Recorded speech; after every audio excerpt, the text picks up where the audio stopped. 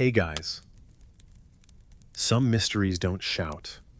They hum, flicker, or glow. They live in radio waves that appear once and never again. In ice that hides shapes no satellite can quite define. In lights that move where no roads exist.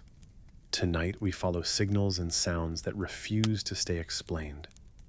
From the planet's own heartbeat, echoing beneath the crust, to strange broadcasts that broke into ordinary television screens, to valleys and deserts where stones and light seem to move on their own. Each mystery begins with something faint, a vibration, a pulse, a shimmer, and grows into a question that technology can measure but never silence.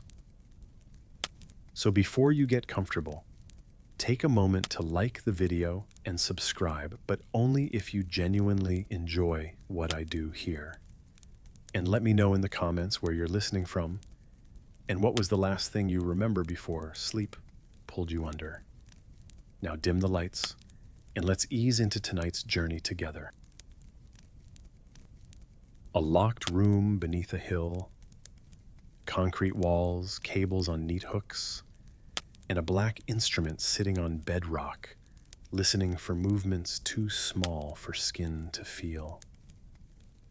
The night is still, yet the trace on the paper never quite goes flat. Far away, something pushes, releases, pushes again. This is how most people meet it, not in air, but on paper. The Earth's mysterious low frequency, hum. The idea that the ground is never truly at rest is not new. Early seismologists, working with smoked paper drums and brass pendulums in the early 20th century, noticed a constant background tremble even on quiet days. They called it microseismic noise and learned to treat it as something to be filtered out when studying earthquakes. After the Great Chilean Quake in the 1960s, they also saw that the planet can ring like a struck bell for days. That was dramatic and expected after a violent rupture. The surprise came later, in the late 1990s, when researchers, comparing weeks with no significant earthquakes, saw a pattern hiding below the usual bustle. Even when the catalog showed silence, the planet still oscillated in a slow, orderly way. Not seconds-long shakes, but swells that rose and fell over minutes. They called it, cautiously and a little poetically, the hum. Think about the scale of it. The motion involved is tiny. Shifts at the surface measured in billionths of a meter, far less than a human hair. Devices that are sensitive to weight changes in the environment detect it as well, showing the planet's mass moving in patterns so faint they would be lost in a normal room. The rhythm sits in a deep register, one full cycle taking 2 to 10 minutes again and again. The first time teams lined up weeks of data and smoothed out the clutter, they saw stable peaks at these slow rates across multiple stations, across continents. That meant this was not a local machine, not a passing truck, not a single stretch of restless ground. It was global. From there, the work took a detective's shape.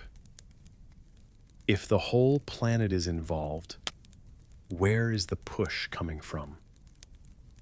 The maps that formed in the early 2000s showed a seasonal heartbeat.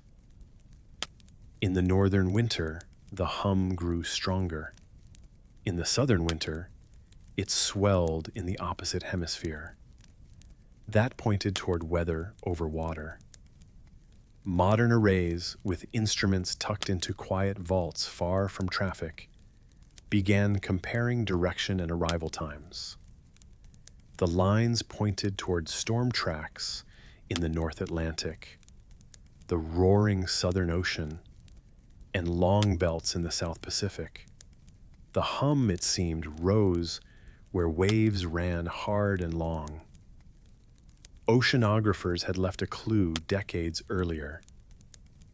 In the 1950s, a British scientist studying ocean waves described how two trains of swells, moving in slightly different directions, can beat against each other in a steady rhythm. Imagine two sets of waves meeting, crest to crest and trough to trough. Where they align, they make a stronger heave. That combined push can act like a hammer on the sea itself, pressing down on the seabed with slow, repeating force. Along broad continental shelves and seamounts, that pressure couples into the crust, launches surface waves that skim the planet, and sets the whole sphere into a faint, continuous oscillation. If that sounds abstract, the evidence brings it home. The hum is louder when storms churn the storm belts. It quiets in calmer seasons. Coastal stations feel it more. And when instruments are lowered to the seafloor, they record the same deep rhythm right at the source. To test that ocean story, teams lined up more than seismometers. Pressure microphones that listen to the air noted their own slow beats called microbaroms. Pressure pulses born when ocean waves talk to the sky. When those pulses were strong over a patch of stormy ocean, the ground hum nearby tended to strengthen as well. Buoys on the surface logged the swell height and direction. Their records matched the changes seen underground. On some coasts, engineers repurposed old fiber optic cables to act as long ears. Light pulses through the glass revealed tiny stretches and compressions caused by the passing ground waves. And those measurements confirmed that near-shore shelves act as efficient broadcasters of the hum. Yet the fit is not perfect, and there is the mystery's pull. Some parts of the hum persist even when local seas rest. Deep inland stations pick up the same slow modes, hours and sometimes days after major ocean activity. That delayed pattern makes sense if you imagine swells on the surface of a sphere. The waves leave the coasts and circle the planet, crossing deserts and mountain ranges, with their amplitude fading, but their slow period intact. In very quiet basements, far from the nearest shore, the paper still shows the swell. The ocean's voice is faint there, but it still arrives. Another set of clues points to the air. The atmosphere does not just listen to the sea, it sings in its own low voice. Large storm systems create pressure fields that grow and shrink with a steady pulse. Those pulses press on the ground directly. When barometers spread across wide distances, register a common beat, and the hum grows in kind, it is reasonable to assign part of the energy to air meeting earth, not just water meeting rock. The balance between ocean and atmosphere in feeding the hum varies by season and region. Along the North Atlantic in winter, wave action seems to dominate. Over the interior of large continents, long pressure waves in the air carry more weight. Sorting those shares is still an active part of the story. There are other candidates, though most fall away as the data grows. Deep earth processes, slow creeping shifts on faults, or the movement of magma under volcanoes. can sustain gentle tremor for hours or days. These make their own music in the ground, and sometimes local contributions from volcanic belts or subduction zones show up against the background. But the global character of the hum, stable in its slow periods and tied to surface weather, argues against the deep mantle or core as a prime mover. Human activity was an early suspect only because people know how much noise we produce. But this part of the spectrum belongs to forces larger than us. The pattern does not rise and fall with weekdays and weekends, nor does it vanish at night. It runs through remote islands and deserts with no industry in sight. And when instruments were anchored thousands of meters down on the seafloor, far beyond any turbine or highway, the hum was still there. Two facts anchor the case: that the hum is real and not a mirage of instruments. First, multiple kinds of sensors agree. Classic ground motion detectors, ultra-sensitive devices that register minute changes in local gravity, pressure microphones in the air, and long runs of fiber optic glass retooled as motion sensors all see the same slow bands. Second, the hum lets geophysicists do work. They use it as a free, constant signal to image the subsurface, much as doctors use ambient noise in the body to learn about tissues. The planet's normal modes, the preferred ways its surface likes to move when gently pushed, become visible when listening long enough, and that helps refine models of the crust and upper mantle. In short, if the hum were an illusion, it would not help build maps that are later checked successfully by other means. Every good mystery carries one or two sticky, unresolved edges. Here, they take the form of how much and exactly where. The how much question asks how much of the hum's power comes from interacting ocean waves, how much from pressure fields in the air, and how much from local geology that resonates more readily. The exactly where question could be answered by a map with new clarity, showing the brightest sources, specific stretches of continental shelf where wave trains meet at the right angles, canyons on the seafloor where pressure pulses focus, and atmospheric corridors where pressure waves linger. Some of that map exists. Parts of the North Atlantic between Greenland and Western Europe show up again and again in winter months. The belt of oceans circling Antarctica glows in southern winter. But finer detail is still being added, station by station, season by season. There is one more piece to place carefully. People sometimes hear about the Earth's hum and think of those reports from towns where residents describe a low, maddening drone, a factory that no one can locate, a tone in the head that sleeps and wakes with them. Those local hums are their own separate stories, often tied to specific mechanical sources or subjective perception. The planetary hum is different.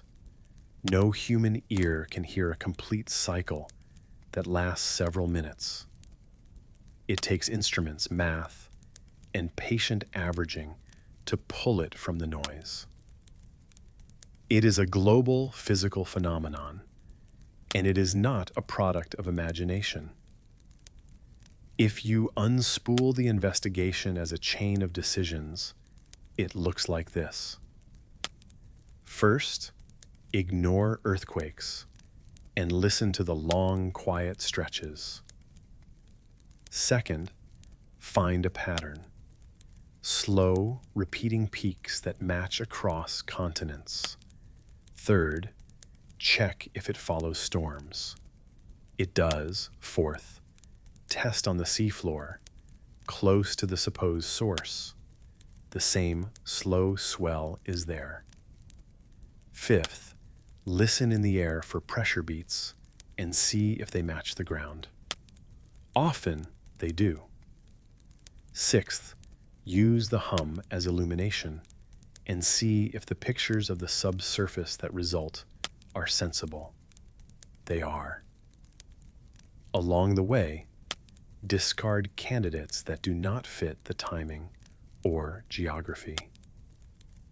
What remains does not erase the mystery, it makes it sharper. The hum is likely the sum of ocean wave trains meeting and pressing the seafloor in steady pushes, helped by pressure patterns in the air, broadcast by the planet itself. On certain nights, when winter storms grind across the North Atlantic and a line of deep lows rolls along the Southern Ocean, the trace in that quiet basement thickens by a small, measurable amount. The pen swings a little wider, spelling out a story of energy leaving wind, entering water, pushing rock, and circling the world as a slow heartbeat. In the morning, someone compares the curve to yesterday's and marks down a few figures. Nothing dramatic, just the steady breath of a planet that never quite goes still. Let that image settle. The globe, vast and layered, carrying a note so low and so steady, it takes patience to hear. The Earth's mysterious low-frequency hum continues whether anyone watches or not, a calm signal in the background of every day.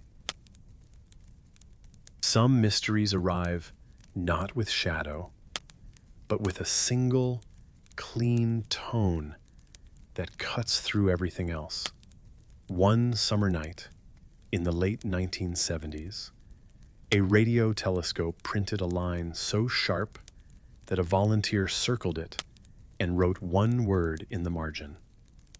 This is the mystery of the WOW, Signal's cousins.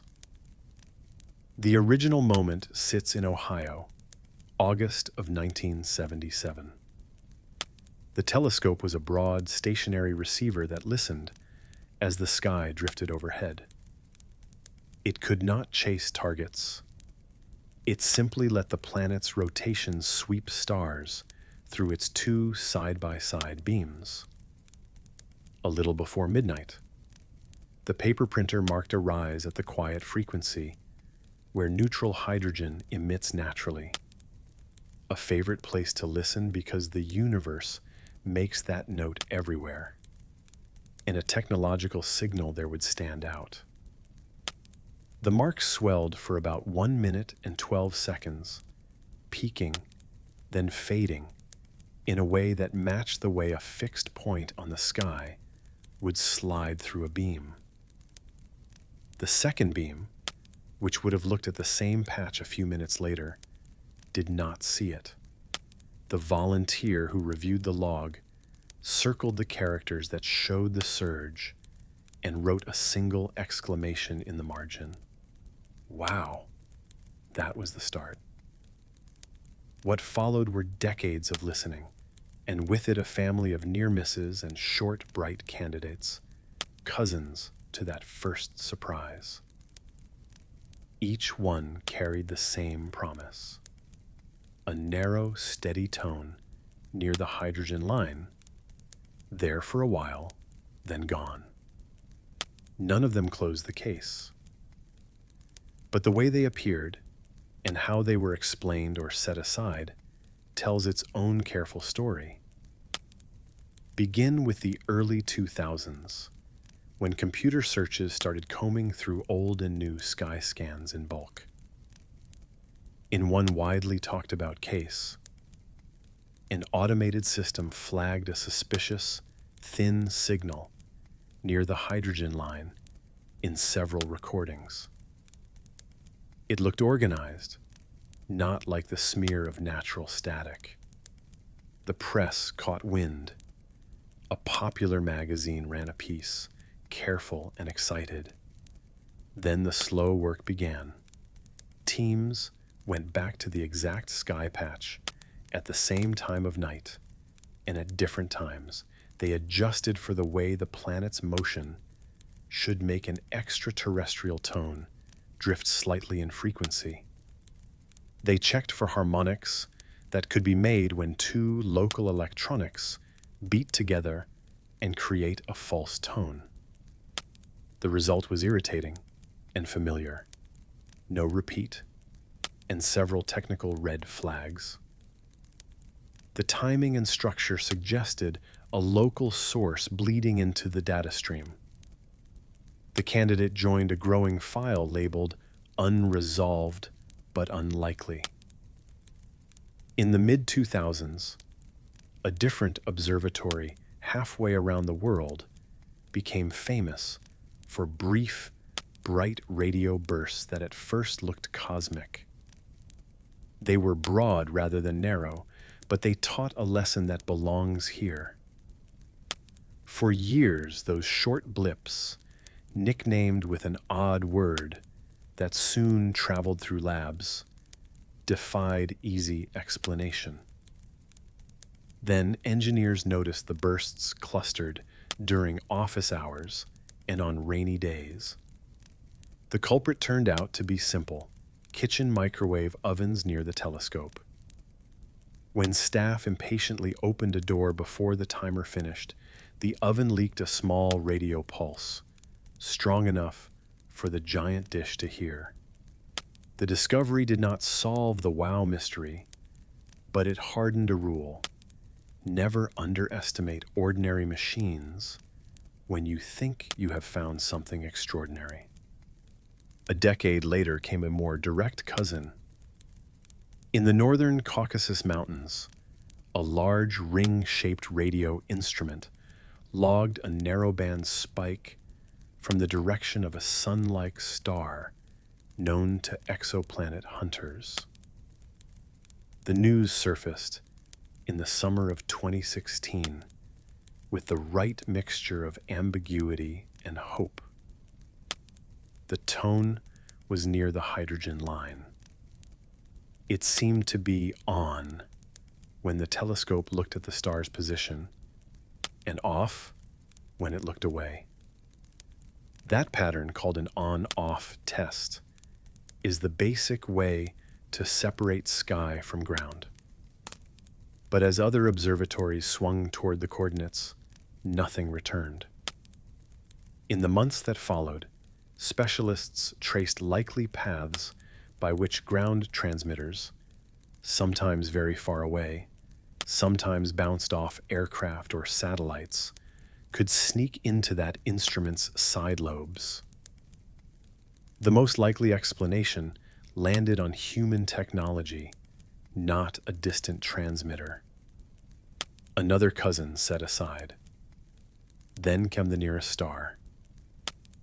In late 2020, a listening program aimed at nearby systems reported a promising candidate from Proxima Centauri, the closest star to the Sun.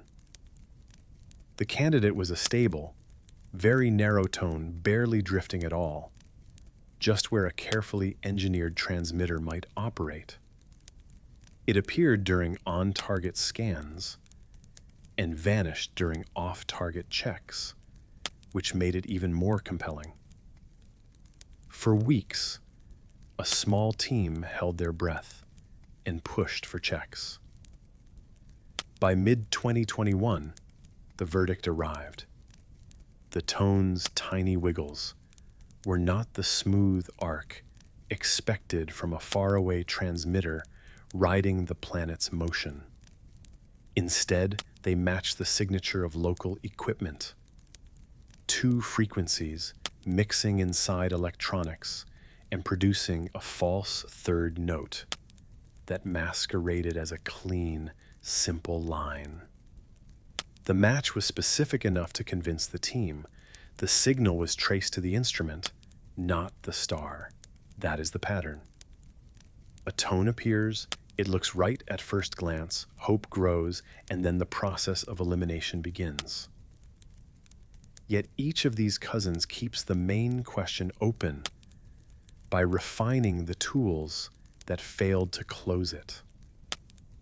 Back at the source, the original Ohio event keeps drawing its own investigations.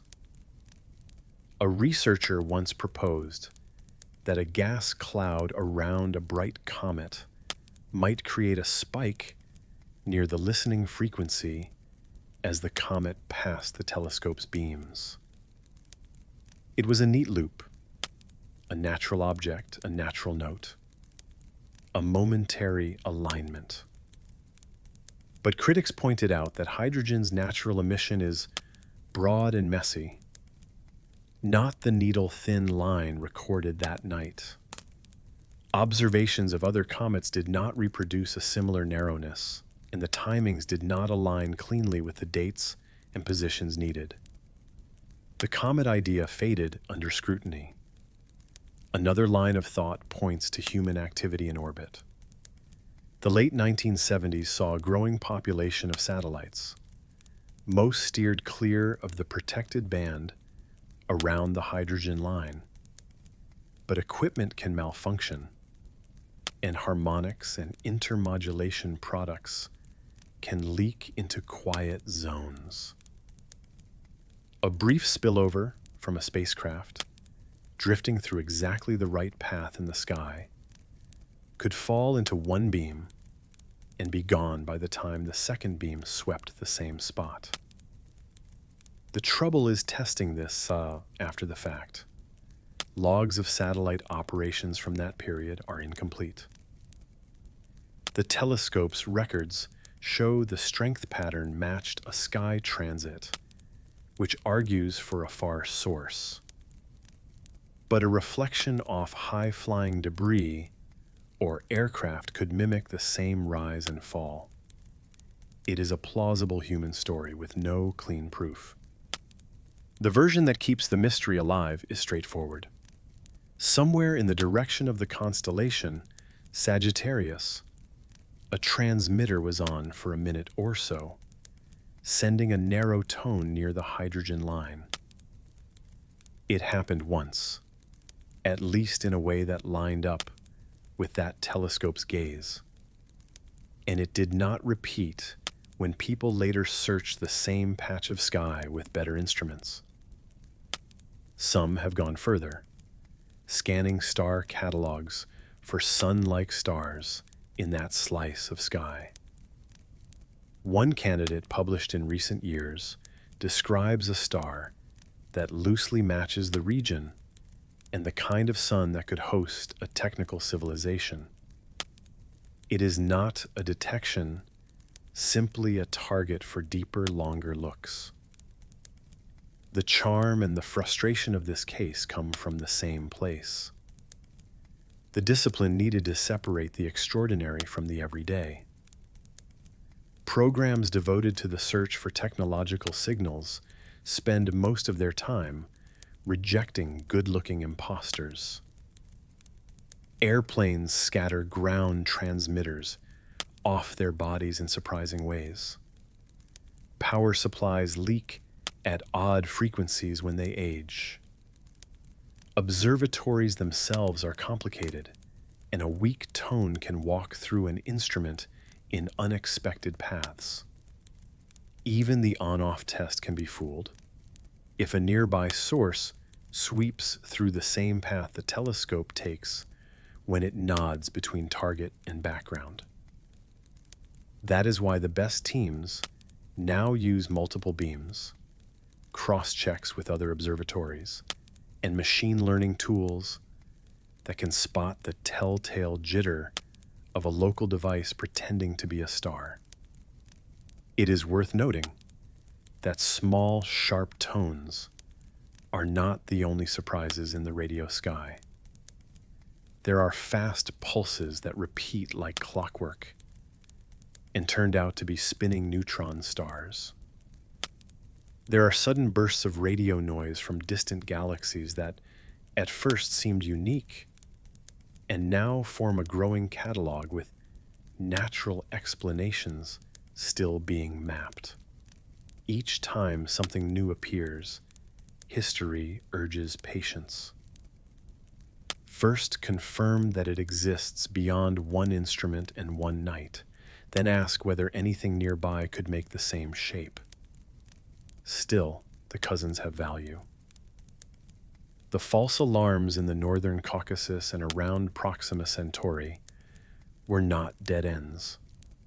They were stress tests that forced better filters, better hardware checks, and better habits. They taught teams to record more context, the state of every device in the chain, the weather above and below, the position of satellites and aircraft, even the contents of a break room. They also sharpened what a real find would have to look like. A narrow tone that drifts exactly as a faraway source should, that appears in one beam, and then, with the right delay, appears in the second, that is confirmed by a second observatory far away, and that repeats in a way that lets us learn more. Where does that leave the original WOW and its family? Balanced between clean possibility and ordinary noise. The Ohio Trace has features that favor a sky source, the rise and fall that matched a sidelong sweep, the quiet at frequencies just above and below, the lack of harmonics. It also has holes, no second beam confirmation, no repeat despite many hours of return visits, and no matching signal found in archived recordings from other instruments operating that night. If a choice must be made today, most of the cousins lean toward human origins, while the oldest member of the family remains genuinely ambiguous. We should keep one caution for the end. It is easy, when hearing about missing logs and drawn-out investigations, to file the whole subject under legend. That misses the point. The listening continues with wider bandwidths, quieter electronics, and faster cross-checks than ever before. The negative results are not a failure. They are the shape of a careful search. And the WOW trace, whatever it was, stands as a benchmark for what would stop everyone in their tracks again. Picture the scene that night in Ohio. Paper feeding out of a printer, a thin line stepping up, letter by letter, a minute of steady climbing, then the slope down. Someone leans in, pen in hand, and circles it. Decades later, other hands repeat that motion over other logs, only to cross the circle out after a week of tests. The work is quiet, patient, and it is not done. Somewhere between the static of our own devices and the natural murmur of the sky, a clean tone might wait again. If it comes, it will have cousins ready to test it and a family history to measure it against. Let that image settle. A long night, many ears, and the hope of one clear note. Sometimes the strangest things rest in plain sight, quiet as a held breath. You look out over a sheet of white, the air cold and thin, the horizon steady. Nothing moves, nothing calls attention to itself. And yet, under that calm, an entire hidden world waits. That is the setting for the Antarctic anomalies, something beneath the ice. Antarctica is not just cold, it is disciplined. The interior plateau is high and dry, a desert of snow where the air can drop below -80 degrees Celsius, around minus 112 degrees Fahrenheit. At a station out on the East Antarctic Plateau, the lowest surface temperature on record reached about minus 89 degrees Celsius, roughly minus 129 degrees Fahrenheit. Winds can be hard enough to carve the snow into stone-like waves, and the sun disappears for months at a time. It looks empty, but early in the second half of the 20th century, researchers began to point instruments downward. The simple idea was to let sound and radio waves pass through ice and bounce off what lay below. The returns came back with the outline of something astonishing. Lakes, mountains, canyons, even volcanoes all sealed away. The story starts in the late 1950s, during a year when many nations agreed to work together on polar science. Teams hauled seismographs out onto the ice and listened for echoes. Beneath several kilometers of frozen cover, they heard what sounded like a mountain range. Later work would give it a name, the Gamberts Mountains, a long spine of peaks and valleys buried under thick ice, roughly the size of the Alps. It made little sense. By all accounts, that interior should have been a calm, ancient block of rock. Instead, there was a high, rugged range, and it was not small. Over the decades that followed, aircraft flew crisscross patterns, sending pulses down through the ice and timing the return. Piece by piece, a map emerged. The peaks were real, the valleys were deep, and the ice above them was thick, in places more than 3 kilometers, in places nearer to 4. In the 1990s, a different kind of map lit up a blank patch on the interior plateau. Pilots and scientists noticed a smooth, flat spot in the ice surface that made them suspicious. When they sent radio waves through it, they found a mirror below, a flat expanse of liquid water, several hundred kilometers long and tens of kilometers wide. The community began to call it Lake Vostok. Even in that cold, the pressure of the ice and a small amount of heat from the rock below kept the lake liquid. The water had been sealed away for hundreds of thousands of years, perhaps more. Above it, almost 4 kilometers of ice had built up.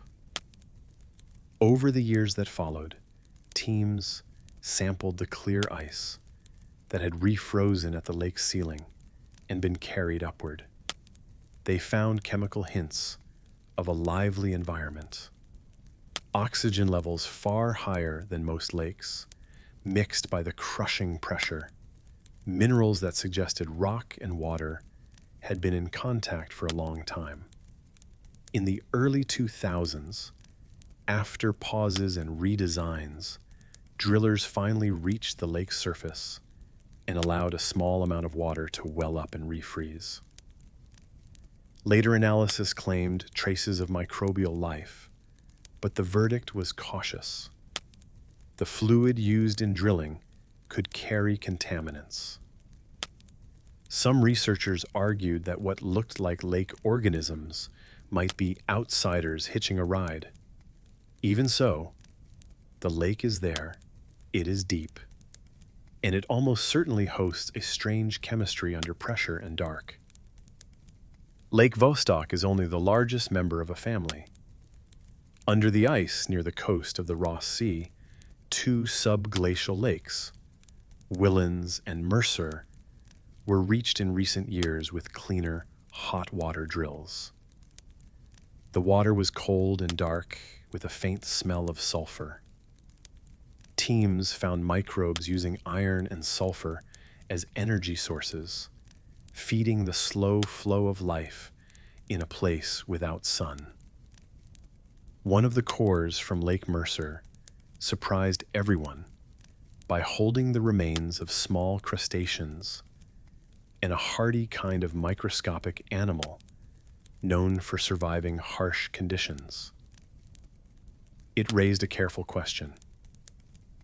Were these signs of a past time when the lake connected to the ocean? Or had the ice carried the remains from elsewhere?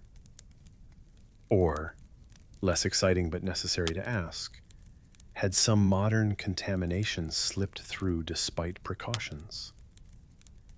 The field reports laid out each possibility without taking a victory lap.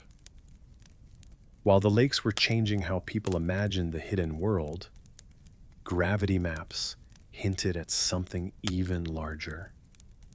In the middle 2000s, a pair of satellites started weighing the planet in a very simple way. They measured the tiny changes in their distance as they flew over areas with more or less mass beneath them. In East Antarctica, inland from the coast that faces Australia, the data drew a broad bullseye.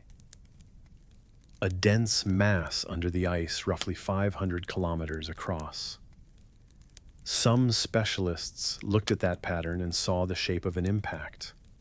A crater of that size, they said, could have been made by a colossal asteroid long ago, leaving a dense plug of rock in the center and a ring around it that showed up as a gravity high. Press articles connected dots quickly, suggesting a link to ancient extinctions. Others asked for a slower reading. Dense rock does not only come from impacts. A buried plateau made of heavier material or a long-lived hotspot of upwelling rock could create a similar gravity signature.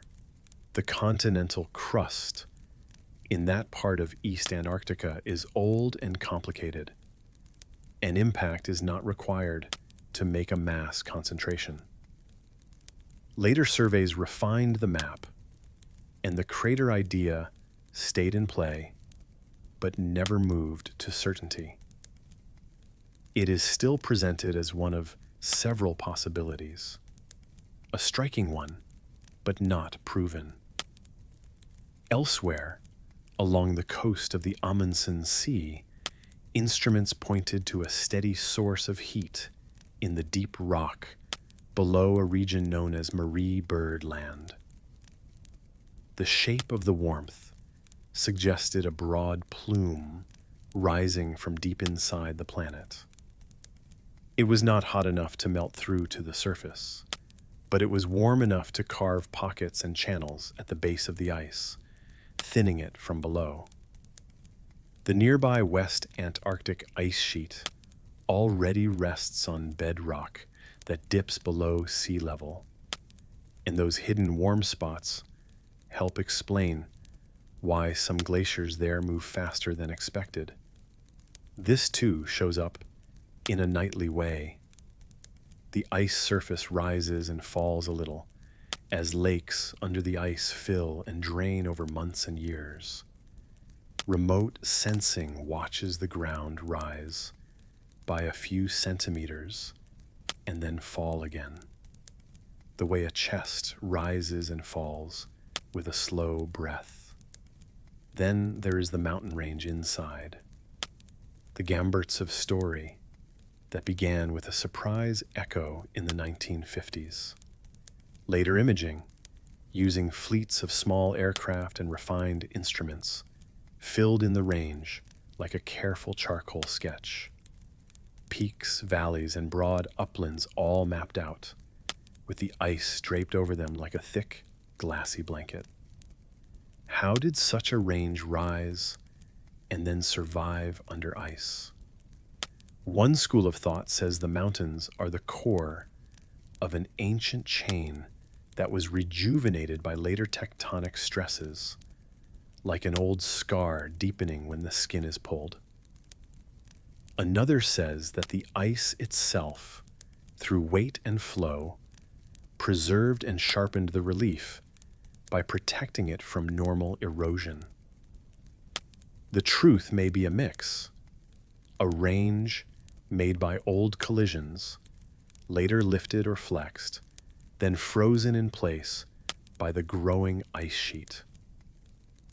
These are the core anomalies: a hidden mountain range, a giant subglacial lake with a chemistry all its own, a mass beneath the ice that might be a vast crater, or might be denser rock, and regions warmed from below by deep geology.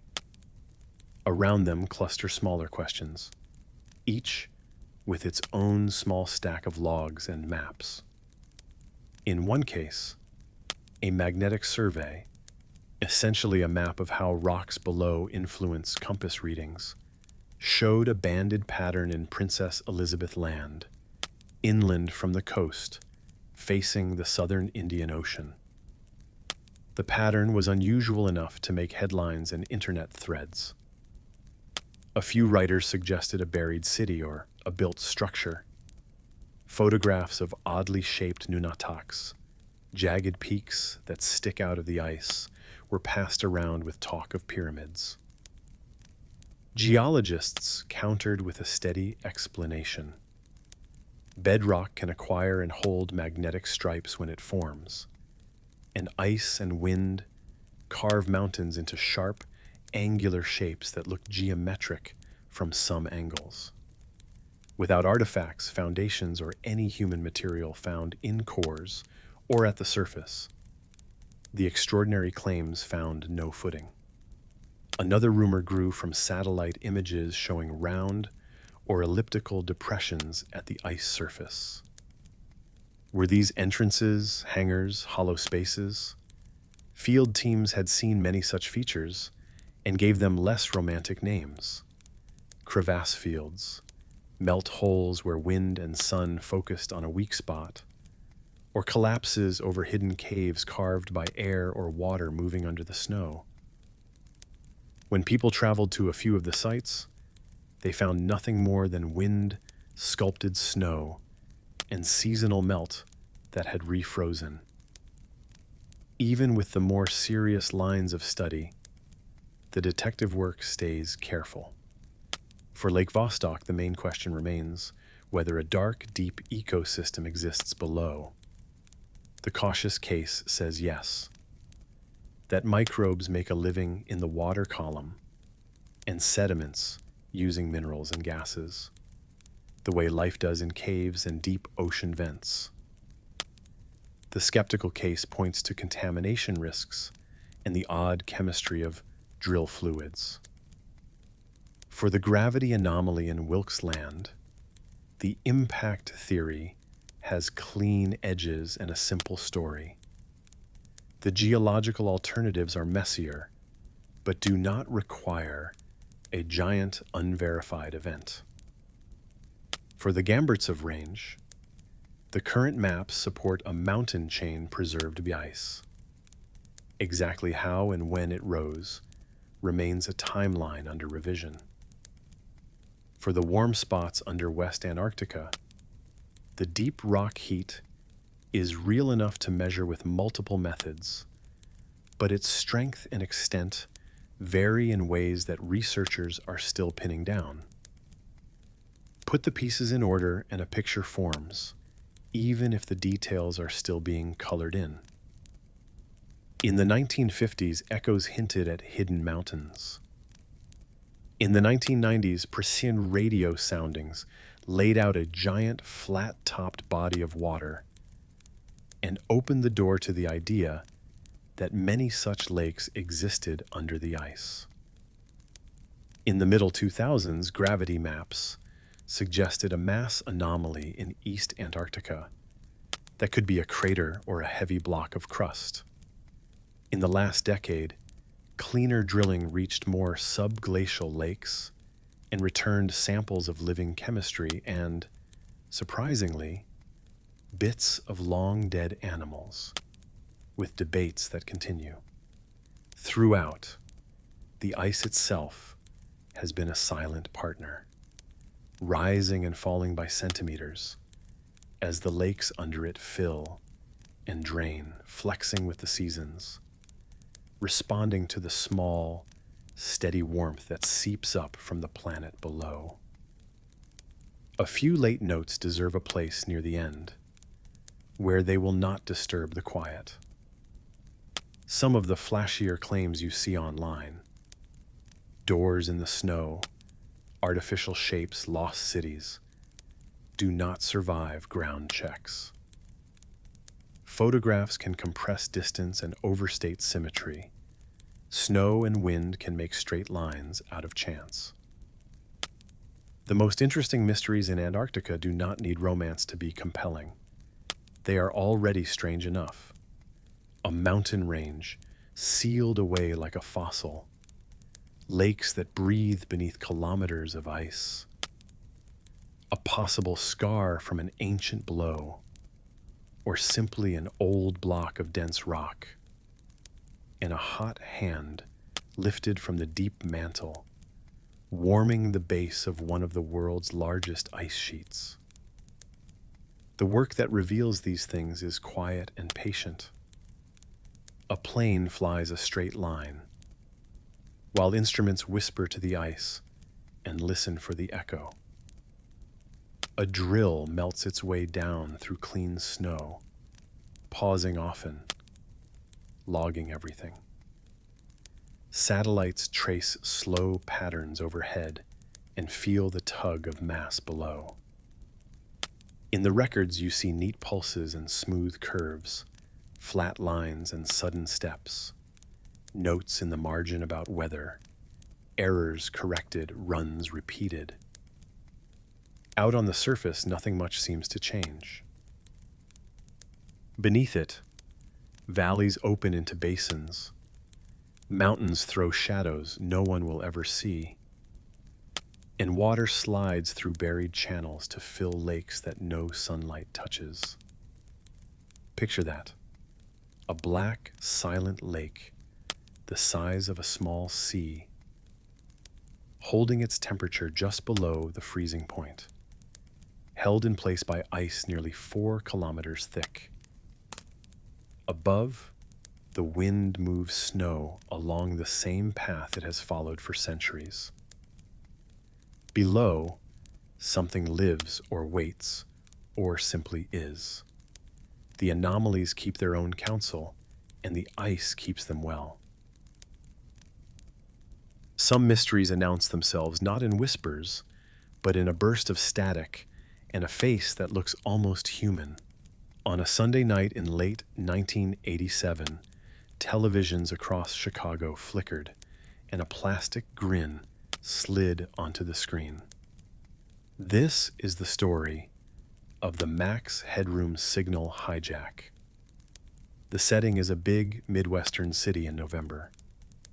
It is a little after 9 in the evening, the time when an independent station on Channel 9 is in its nightly rhythm. Anchors at the desk, sports coming up, the familiar cadence of local news. Across town, the public station on Channel 11 is preparing a late-night airing of a British science fiction show. Broadcast feels solid in this era. You turn a knob, you get a picture. The path from studio to tower is invisible, and, to most viewers, unquestioned. Max Headroom at that time is everywhere. Not a person, but a character. A stuttering, glitching, neon-lit host played by an actor wearing heavy makeup. He has his own program, appears in music videos, and sells a soft drink with a catchy slogan. The look is unmistakable. A black suit, a pastel tie, shellacked hair, and an expression that hovers between smirk and dare. The background is always a shifting pattern of lines, like a monitor trying to hold a signal. That look was what carried through the interference. A little after 9, during the sports segment on Channel 9, the picture shuddered. The image of the sportscaster snapped away, and for about 25 seconds, A figure wearing a max headroom mask took over the screen. The background was not a digital pattern, not really. It was a sheet of corrugated metal that someone rocked back and forth to mimic the famous backdrop. The audio was mostly noise, a buzzing howl that made words impossible. Then, just as quickly, the station cut to black and returned. Behind the scenes, engineers had switched the path that carries programming from the studio to the tower, moving to a backup link that sidestepped the intrusion. Inside those few seconds, something quietly important had happened.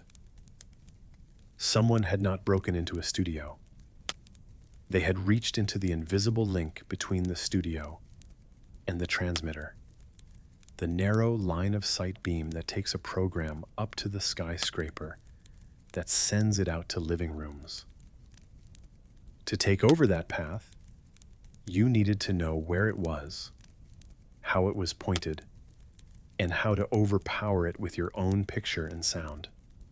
The second strike came about 2 hours later. It was a little after 11 when viewers of Channel 11 saw their science fiction show jerk sideways into the same mask, the same corrugated sheet. This time, the audio came through. The voice under the rubber face was high and distorted, perhaps run through a cheap processor, perhaps just shouted through plastic. The figure mocked a local station, with a nickname tied to the city's big newspaper, jabbed at a popular sportscaster by name, and tossed out the soft drink slogan associated with max headroom while waving a can from a rival brand. He hummed the tune of an old cartoon, threw a single glove toward the camera, and, near the end, a second person stepped into frame to swat him with a fly swatter while he yelped exaggeratedly. It was crude, juvenile, and unmistakably intentional. This time, the takeover lasted about a minute and a half. The public station did not have a rapid switch ready on a quiet Sunday night. The hijack ended on its own. The show returned, and the audience was left with a moment that felt both silly and deeply strange. Homes recorded it on their living room machines. The tapes passed from hand to hand. Newsrooms replayed the oddest moments the next morning. Every station manager in town had to answer the same question: how? What followed was methodical. Technicians and investigators from the Federal Communications Regulator drove through the city with direction-finding vans, mapping where signals were strongest and where reflections might have come from. Engineers at both stations walked through their logs and checked their gear. The consensus emerged quickly. The intruder had not reached into the studio.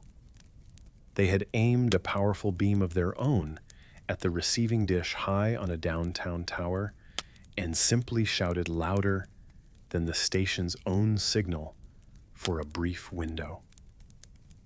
A small directional dish, a microwave transmitter tuned to that narrow path, in a nearby rooftop with a clear view. That was the recipe. For the first takeover, the independent station had cut it off by switching to a backup route that the intruder had not anticipated. For the second, either there was no backup ready, or the switch could not be made fast enough from where the night staff sat. That, too, told a story. The second target had been chosen for vulnerability. The props also said a lot. The corrugated metal backdrop was a pointed joke, a homemade substitute for the high-gloss computer lines of the real character. It suggested a garage or a storage unit, somewhere with scrap material and no eyes. The mask and the cane, the single glove, the checkerboard of cardboard behind the set. All of it felt like a taped piece the group could rehearse, not a live improvisation. There were at least two people. One wore the mask, and another stepped in with the fly swatter. The camera work included a cut at the end, which means someone operated the recording, or two cameras had been set up and the edit was pre-made. Theories followed the facts in orderly lines. The first and most common idea points to broadcast engineers or former staffers who knew exactly how those studio-to-tower links worked. They would know that the signal was a tight beam running in a straight line from a building rooftop to a mountain of glass and steel. With a rented or borrowed transmitter, a small dish, and a clean line of sight, they could overpower the link for just long enough without alerting security in the building below. Supporters of this view note how quickly the intruders found the right path on both stations and how they timed the second hit for a moment when the public station's defenses would be thin. The counterpoint is human. People on the inside are visible. They have names, co-workers, histories. Not one person came forward later to say, even quietly, that a colleague had bragged about it. A second idea moves toward the city's universities and its community of radio and video hobbyists.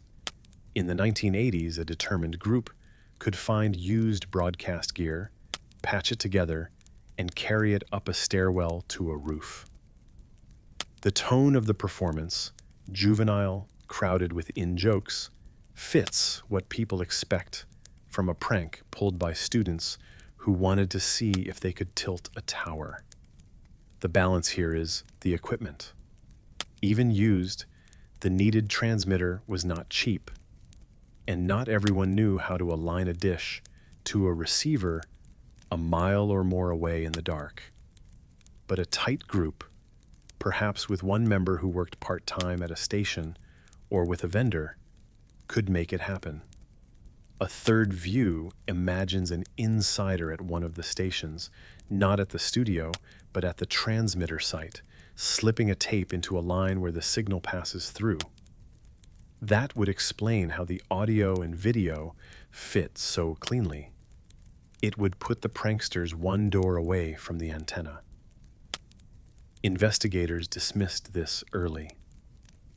Transmitter facilities are high up, access is controlled, and the path the intrusion followed behaved like an external beam that simply pushed the real feed aside.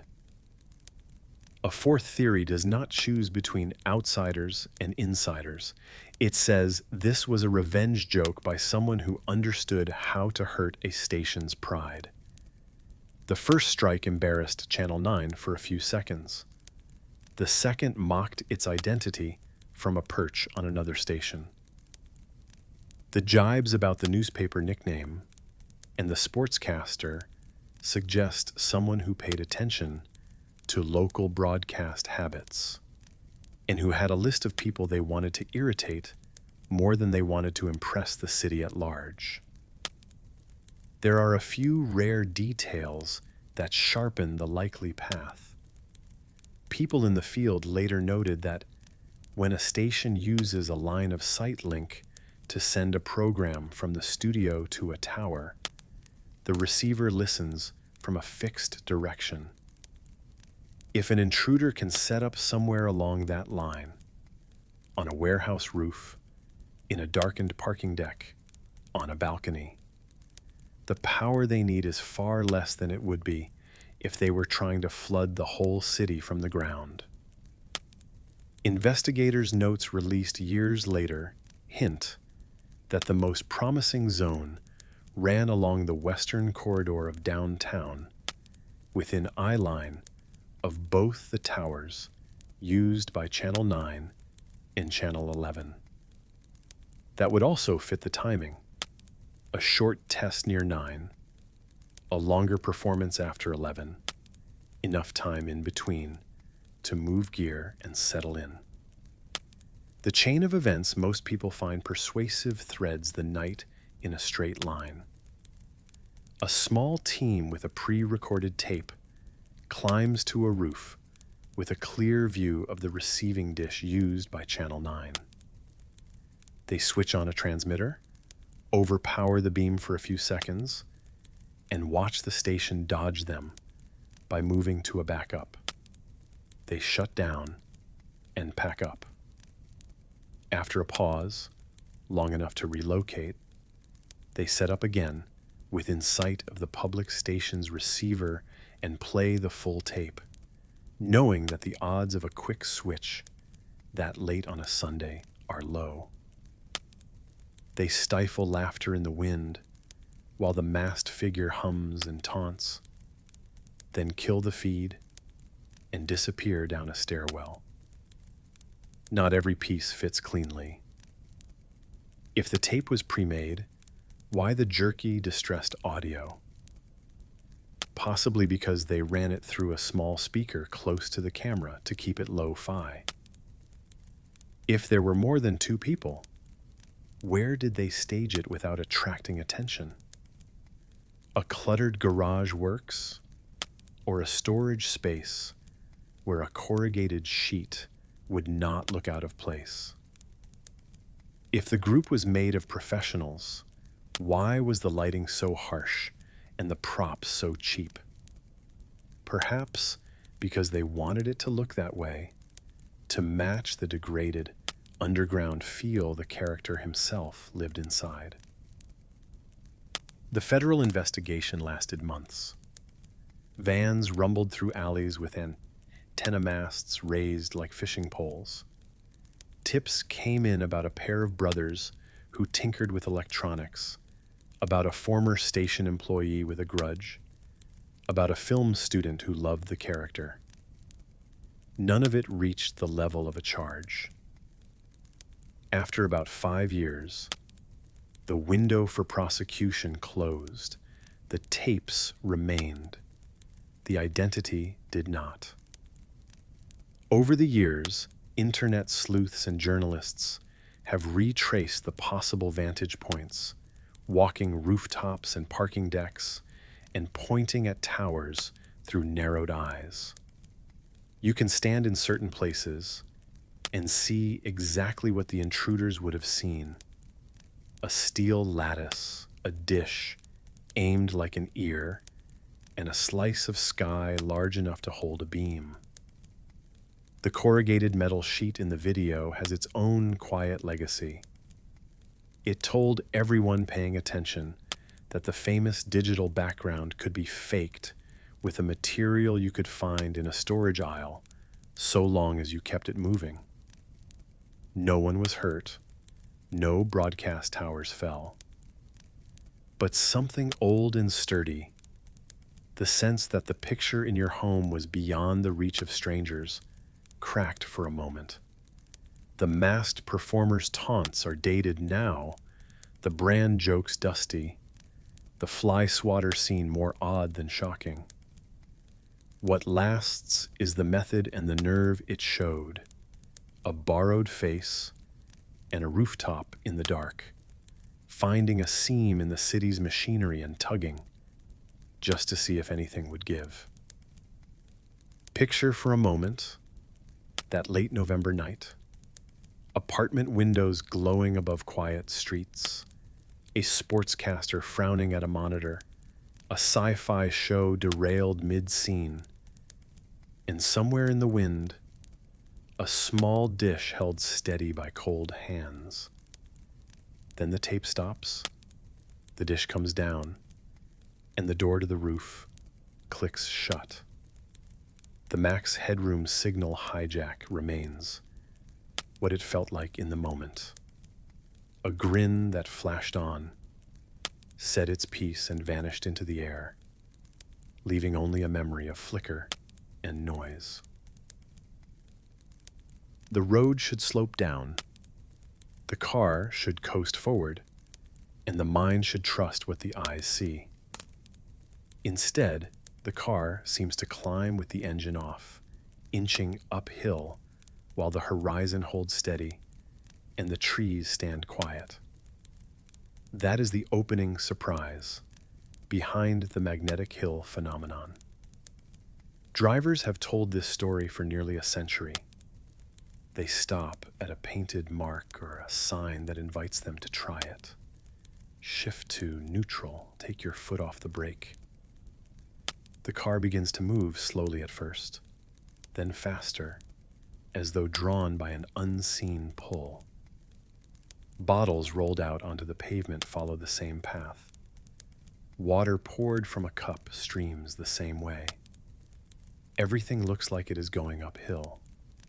People call it a magnetic hill, a mystery hill, a spook hill. The names change with the place, but the sensation is the same. Your eyes report a climb, while gravity insists on a descent. One of the most famous places to feel it lies on the outskirts of a small city in the Canadian Maritimes. In the middle of the 1930s, drivers in that countryside began to notice a stretch of old farm road where wagons seemed to pull themselves and cars drifted against expectation. Word spread by conversation first, then by local newspapers, and finally by signs that guided visitors to the exact spot. By the 1950s, it was a known stop, a short lane, a white line on the asphalt showing where to start, and a gentle grade that looked wrong. Families would park, laugh, and perform the same test: neutral, hands off, watch. The effect is not limited to one province or even to one country. In the high plateau country beyond Leh in the Himalaya, a roadside marker invites travelers to let their vehicle coast. The air there is thin and dry, the land bare of dense forest, and the roadway cuts through broad tan slopes that meet a pale sky. Tour buses stop. The driver signals, shifts to neutral, and releases the brake. The vehicle rolls where the road appears to lean up toward a low saddle between hills. Photographs capture travelers pointing, smiling, trying to reconcile what they feel with what they see. On the island of Jeju, out in the Korea Strait, the same pattern keeps its appointment. The road is modest, framed by stone walls and small trees. Visitors stand with phones out, filming the slow crawl of a bottle that seems to climb. City engineers, patient and polite, have run their own demonstrations for the cameras, showing that a simple level placed on the pavement tells a different story than the eyes do. There are dozens more. A low ridge near Lake Wales in Florida, with an old legend attached. A straight stretch outside of Oruru in Australia. Bends near Quetta in the high, dry hills of Balochistan. Lanes in northern Italy where cyclists coast up a lane and laugh into the wind. The details change: trees, walls, open sky, but the core arrangement does not. A short segment of road, usually a few hundred meters long, appears to climb. When you cut power and release the car, it drifts against that appearance. The sensation is crisp and convincing. It feels wrong in a way that is memorable. Once you get past the first surprise, the case becomes a careful, daylight kind of mystery. What exactly is the road doing? Where is the true up and down when your eyes and your inner sense of balance disagree? Locals and curious visitors have been running the same field tests for decades. They are simple, and they leave a record. Place a straight board on the pavement and rest a round object on it. If the board truly leans uphill, the object will sit. If it leans downhill, it will roll. Use a carpenter's level, just a small glass tube with a bubble. Set it on the road's surface and see where the bubble goes. Tie a weight to a string and let it hang as a plumb line. Then hold it next to a tall stake to mark the true vertical. If you want numbers, bring a surveyor's staff and read the marks from point to point. More recently, travelers bring satellite navigation to read out altitude where the road begins and where it ends, and compare. The tools have changed, but the answer does not. At a magnetic hill, the uphill is, in fact, a gentle downhill. The car is coasting with gravity, not against it. To understand why it looks wrong, you have to pay attention to the frame that surrounds the road. Our brains judge slope by comparing lines. A sky that is perfectly level provides one line. Tree trunks, fence posts, and buildings provide others. On many of these sites, the true horizon is hidden by a higher ridge or a broad rise in the landscape. The nearby trees often grow at slight angles in response to prevailing wind or hillside creep. The road itself may have a camber, a shallow side-to-side tilt to shed water that adds a subtle curve. When the far horizon is blocked and all the near references lean together, the brain accepts them as true and builds an incorrect picture. You are not seeing the world clearly. You are seeing it faithfully through a misleading frame. 3 types of explanations tend to circulate. The first uses the word in the name, magnetism. People say the hill is magnetic, that it pulls iron upward, that it can disrupt a compass. It sounds right enough to repeat. But when you test for magnetic force with even a simple meter, the readings fall within normal background levels. Compasses point north as usual. Cars do not contain enough ferromagnetic material in the right places for a gentle field to tug an entire vehicle uphill. And if the cause were magnetic, the effect would vary wildly with the car's makeup and orientation. In practice, what you get is the same, no matter the car. The second explanation is more measured, a gravity anomaly. Perhaps, some say, there is something odd in the deep rock, a very dense mass that tugs on objects more strongly in one direction, nudging them uphill.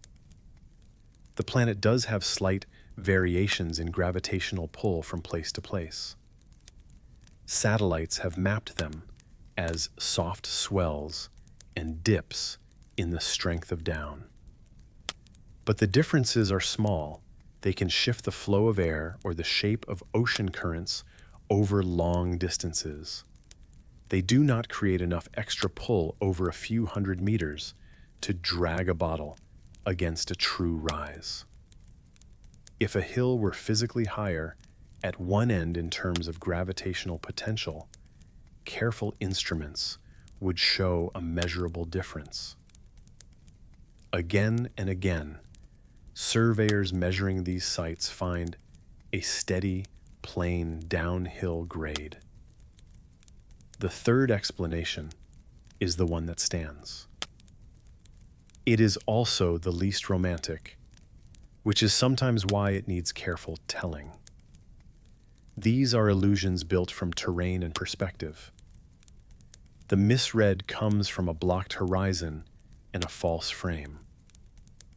This is why the effect is strongest in places where the road ends at a ridge, why it often fades when you look from far away, and why it can change in strength depending on the light.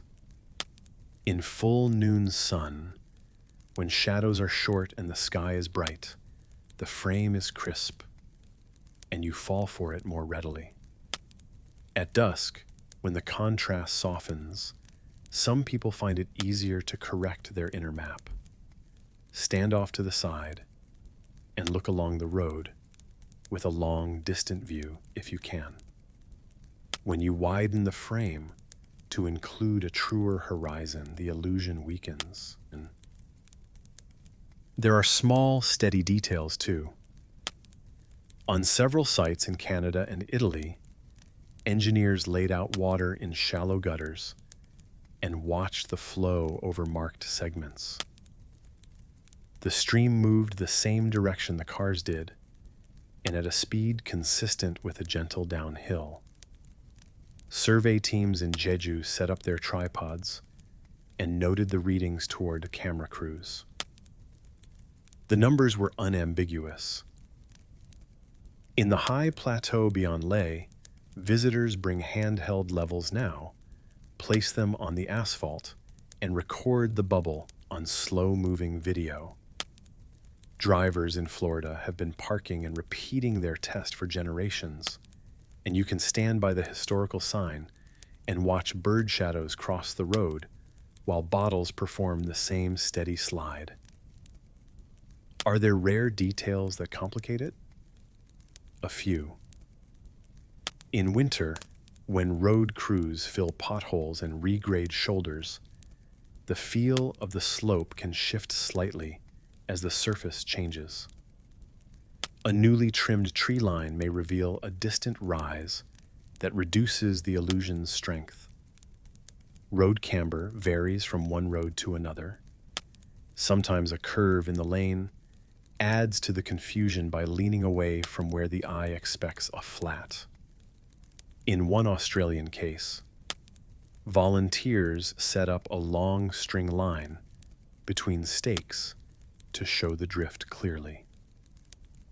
When the wind pressed hard across the flats, a light ball rolled in a different direction than a heavier bottle.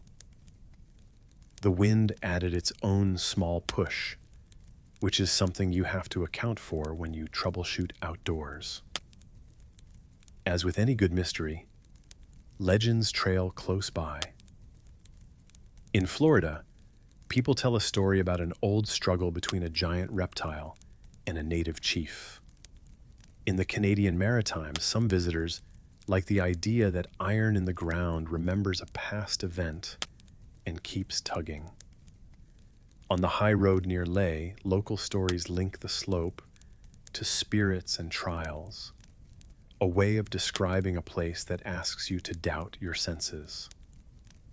These layers do not harm the quiet truth beneath them. They keep the place lively.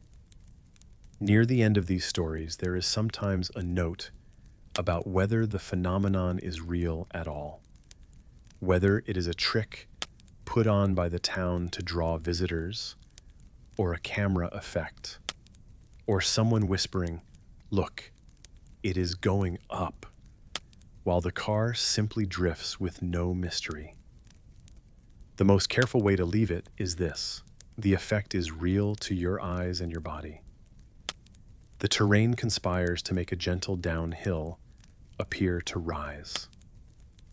You can measure it, demonstrate it, repeat it, and still come away feeling that first hint of surprise.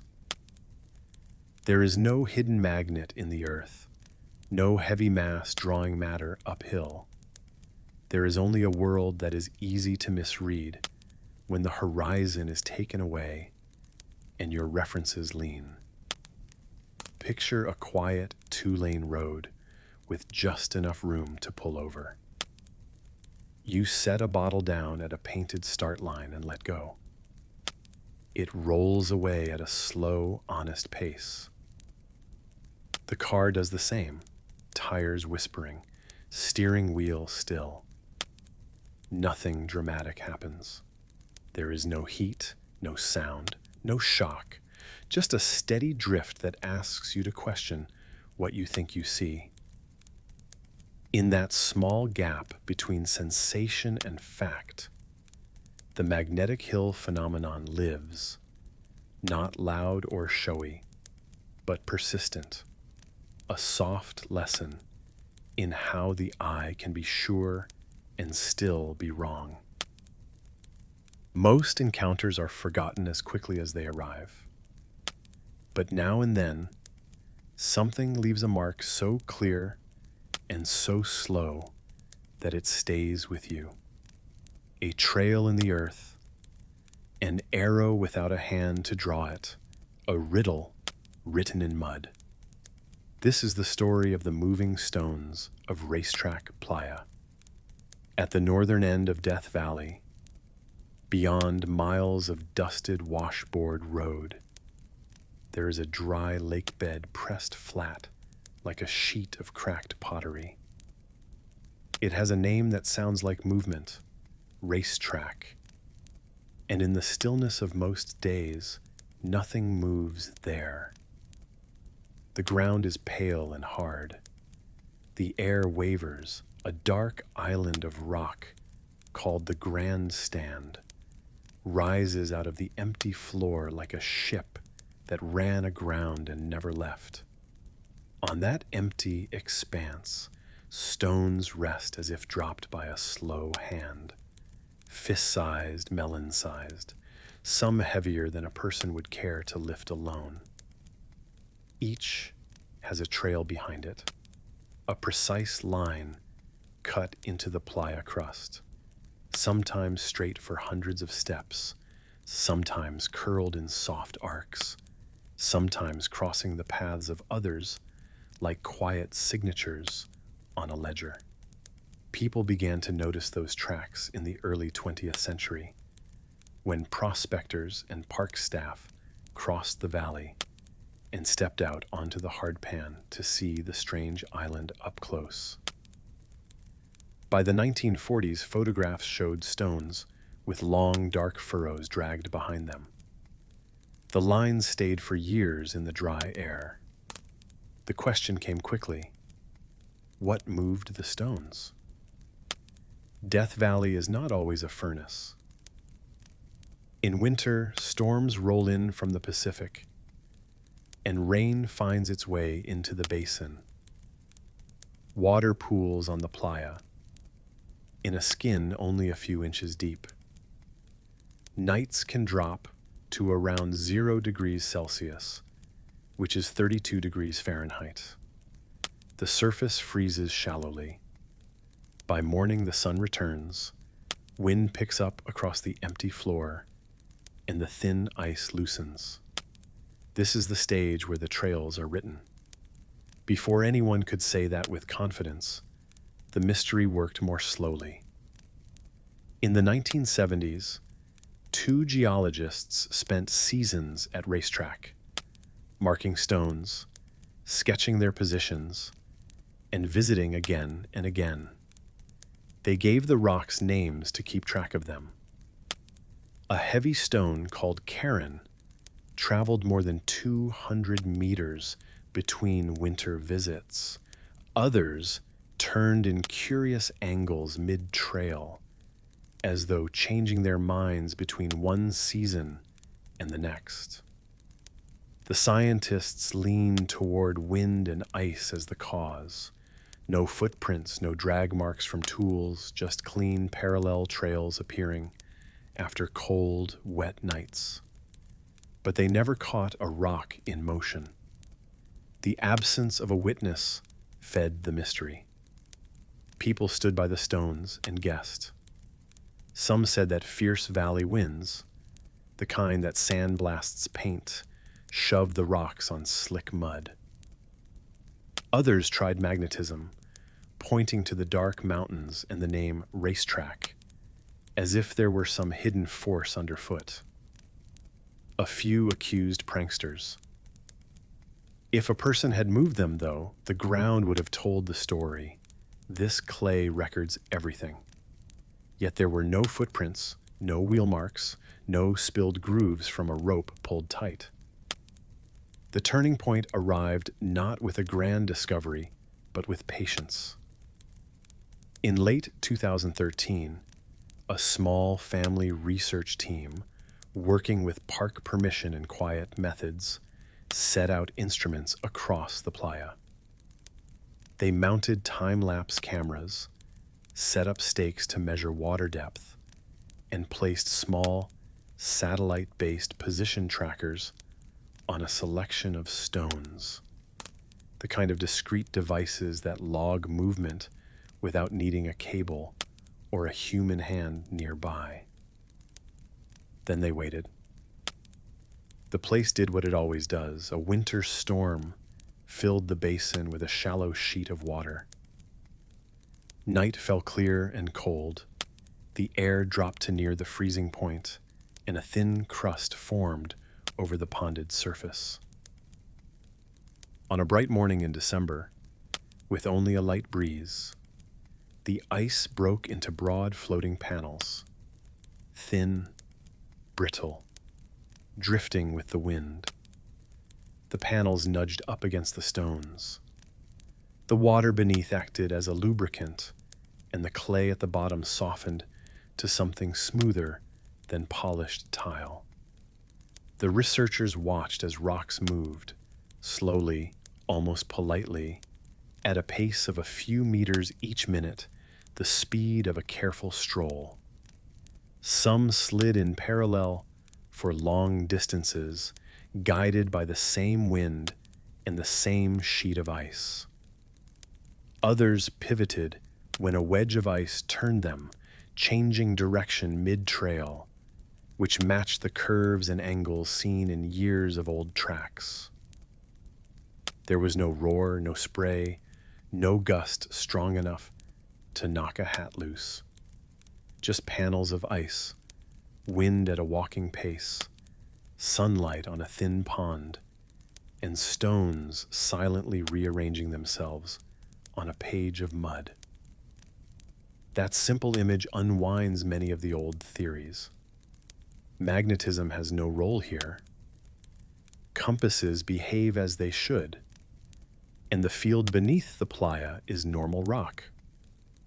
The gravity of the Earth varies very slightly over long distances, but not enough to drag object after object uphill against a slope, and in any case, racetrack is nearly level.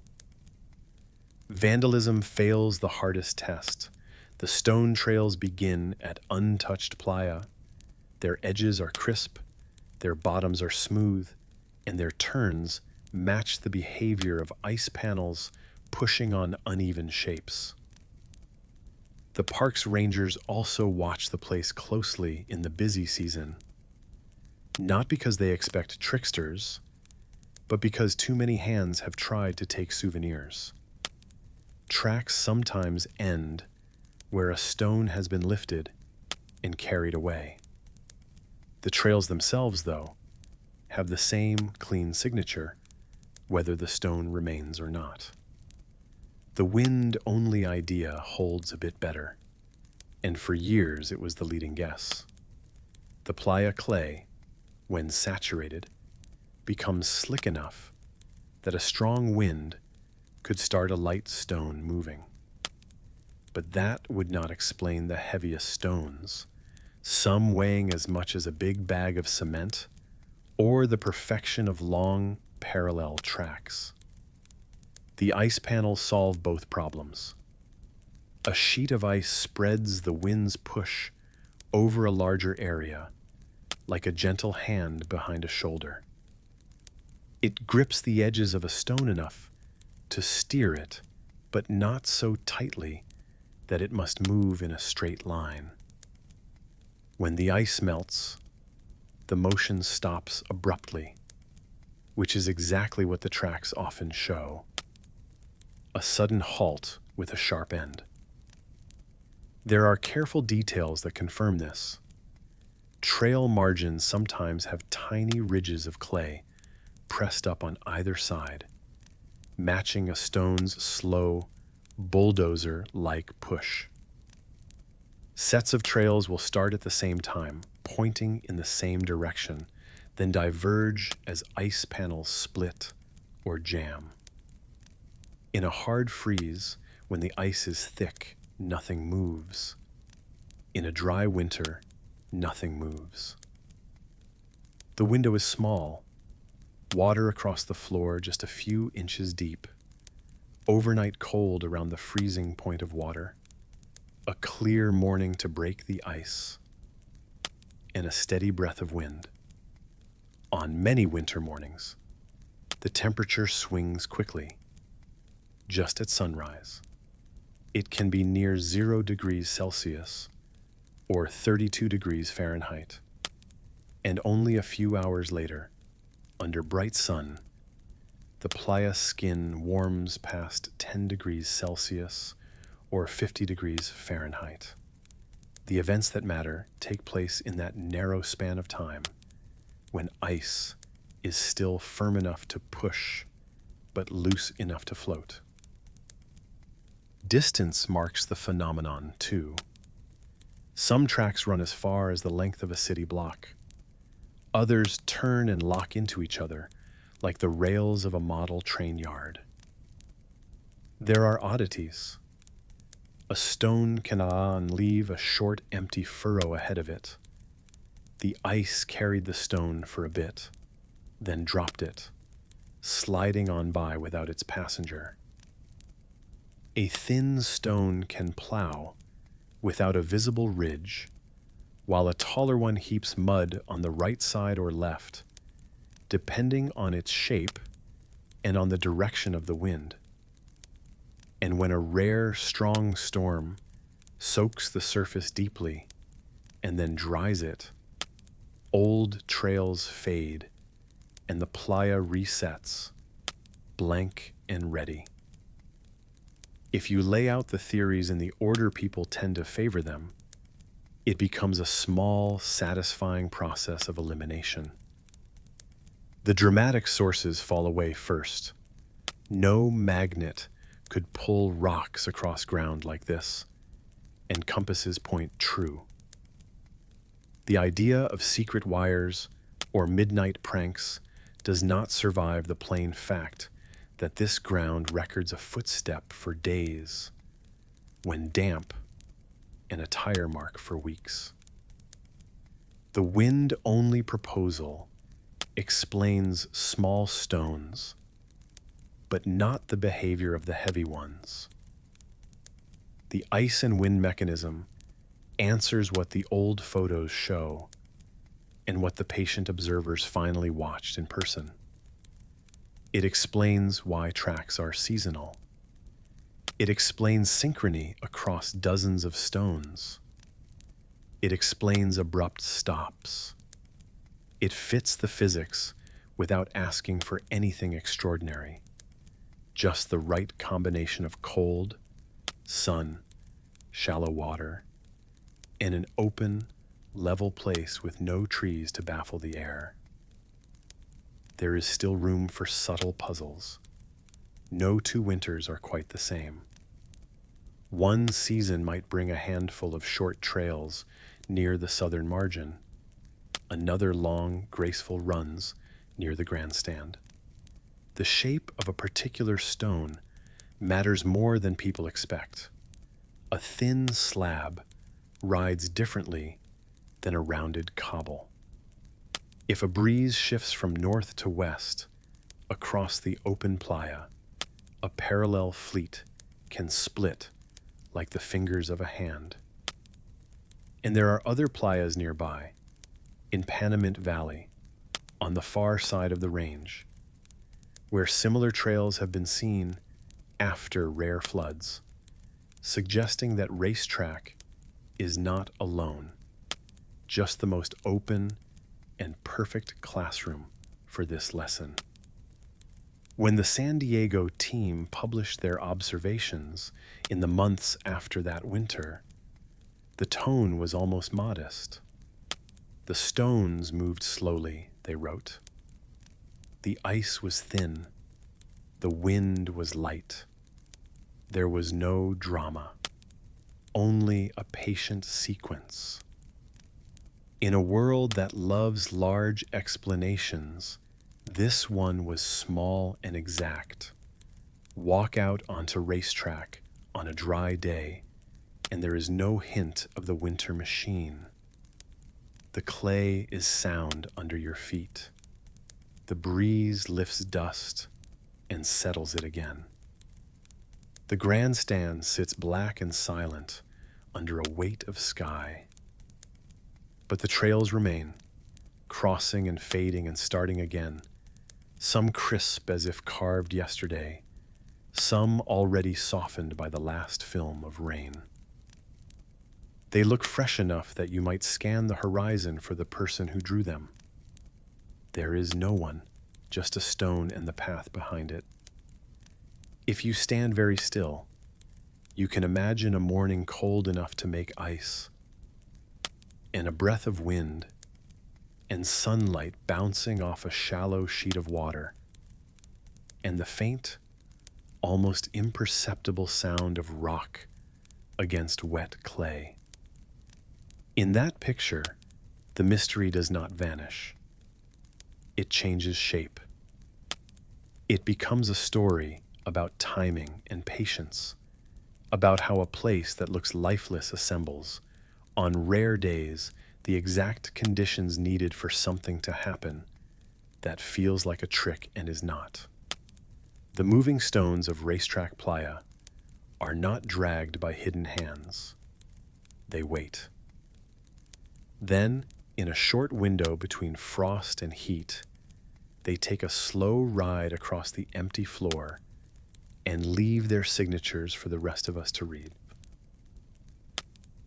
It began with a small gleam in the grass, a silver sphere no bigger than a rice bowl, found by children walking home through the fields of southern Japan. It was heavier than it should have been, smooth as glass and cold even in the sun. No one knew where it came from. That's how the mystery of the tungsten sphere of Kira began. Kira is a quiet neighborhood on the edge of a coastal city in southern Japan, set between low hills, rice fields, and slow canals that reflect the sky. In the mid-1970s, bicycles ruled the lanes, and summer air carried the sound of cicadas. Homes were wooden and modest, with sliding doors and tatami floors, and most days were marked by simple routines: school, errands, a meal cooled by a fan on a low table. It was the kind of place where anything unusual would be noticed and remembered. The object that drew attention was small enough to hide in two hands, and heavy enough to surprise anyone who tried to lift it. Most tellings place the first sighting in 1974, after school, when a few boys walking a narrow path beside a field noticed a metal ball in the grass. It was smooth, gray-silver, and almost perfectly round. In the afternoon light, it held a soft shine, like a stone in a stream. One boy nudged it with his shoe, expecting it to roll freely, but it barely moved. When he picked it up, he grunted. It was far heavier than its size suggested. They carried it home, passing it back and forth because their arms grew tired. On the tatami in a small living room, under a paper lamp, the sphere looked unassuming. There were no seams, no screw caps, no lettering. A rough guess put its diameter at a little less than the width of a rice bowl. The family cat sniffed it once and lost interest. The father, who repaired appliances, tried a magnet. Nothing. The ball did not pull or push, which made sense if it were a dense metal without iron. At dinner, the adults guessed in plain language. A bearing, a fishing weight, a piece fallen from a machine. None of those ideas felt quite right, because the surface showed almost no wear. A bearing usually carries a trace of its work. This did not. Word spread. A neighbor came to see. The neighbor brought a friend. By the weekend, two men from a small metal shop on a nearby road asked to examine it. They set the sphere on a workbench. They used calipers to measure. They weighed it on a simple scale. They tried to nick the surface with a file. The file skated.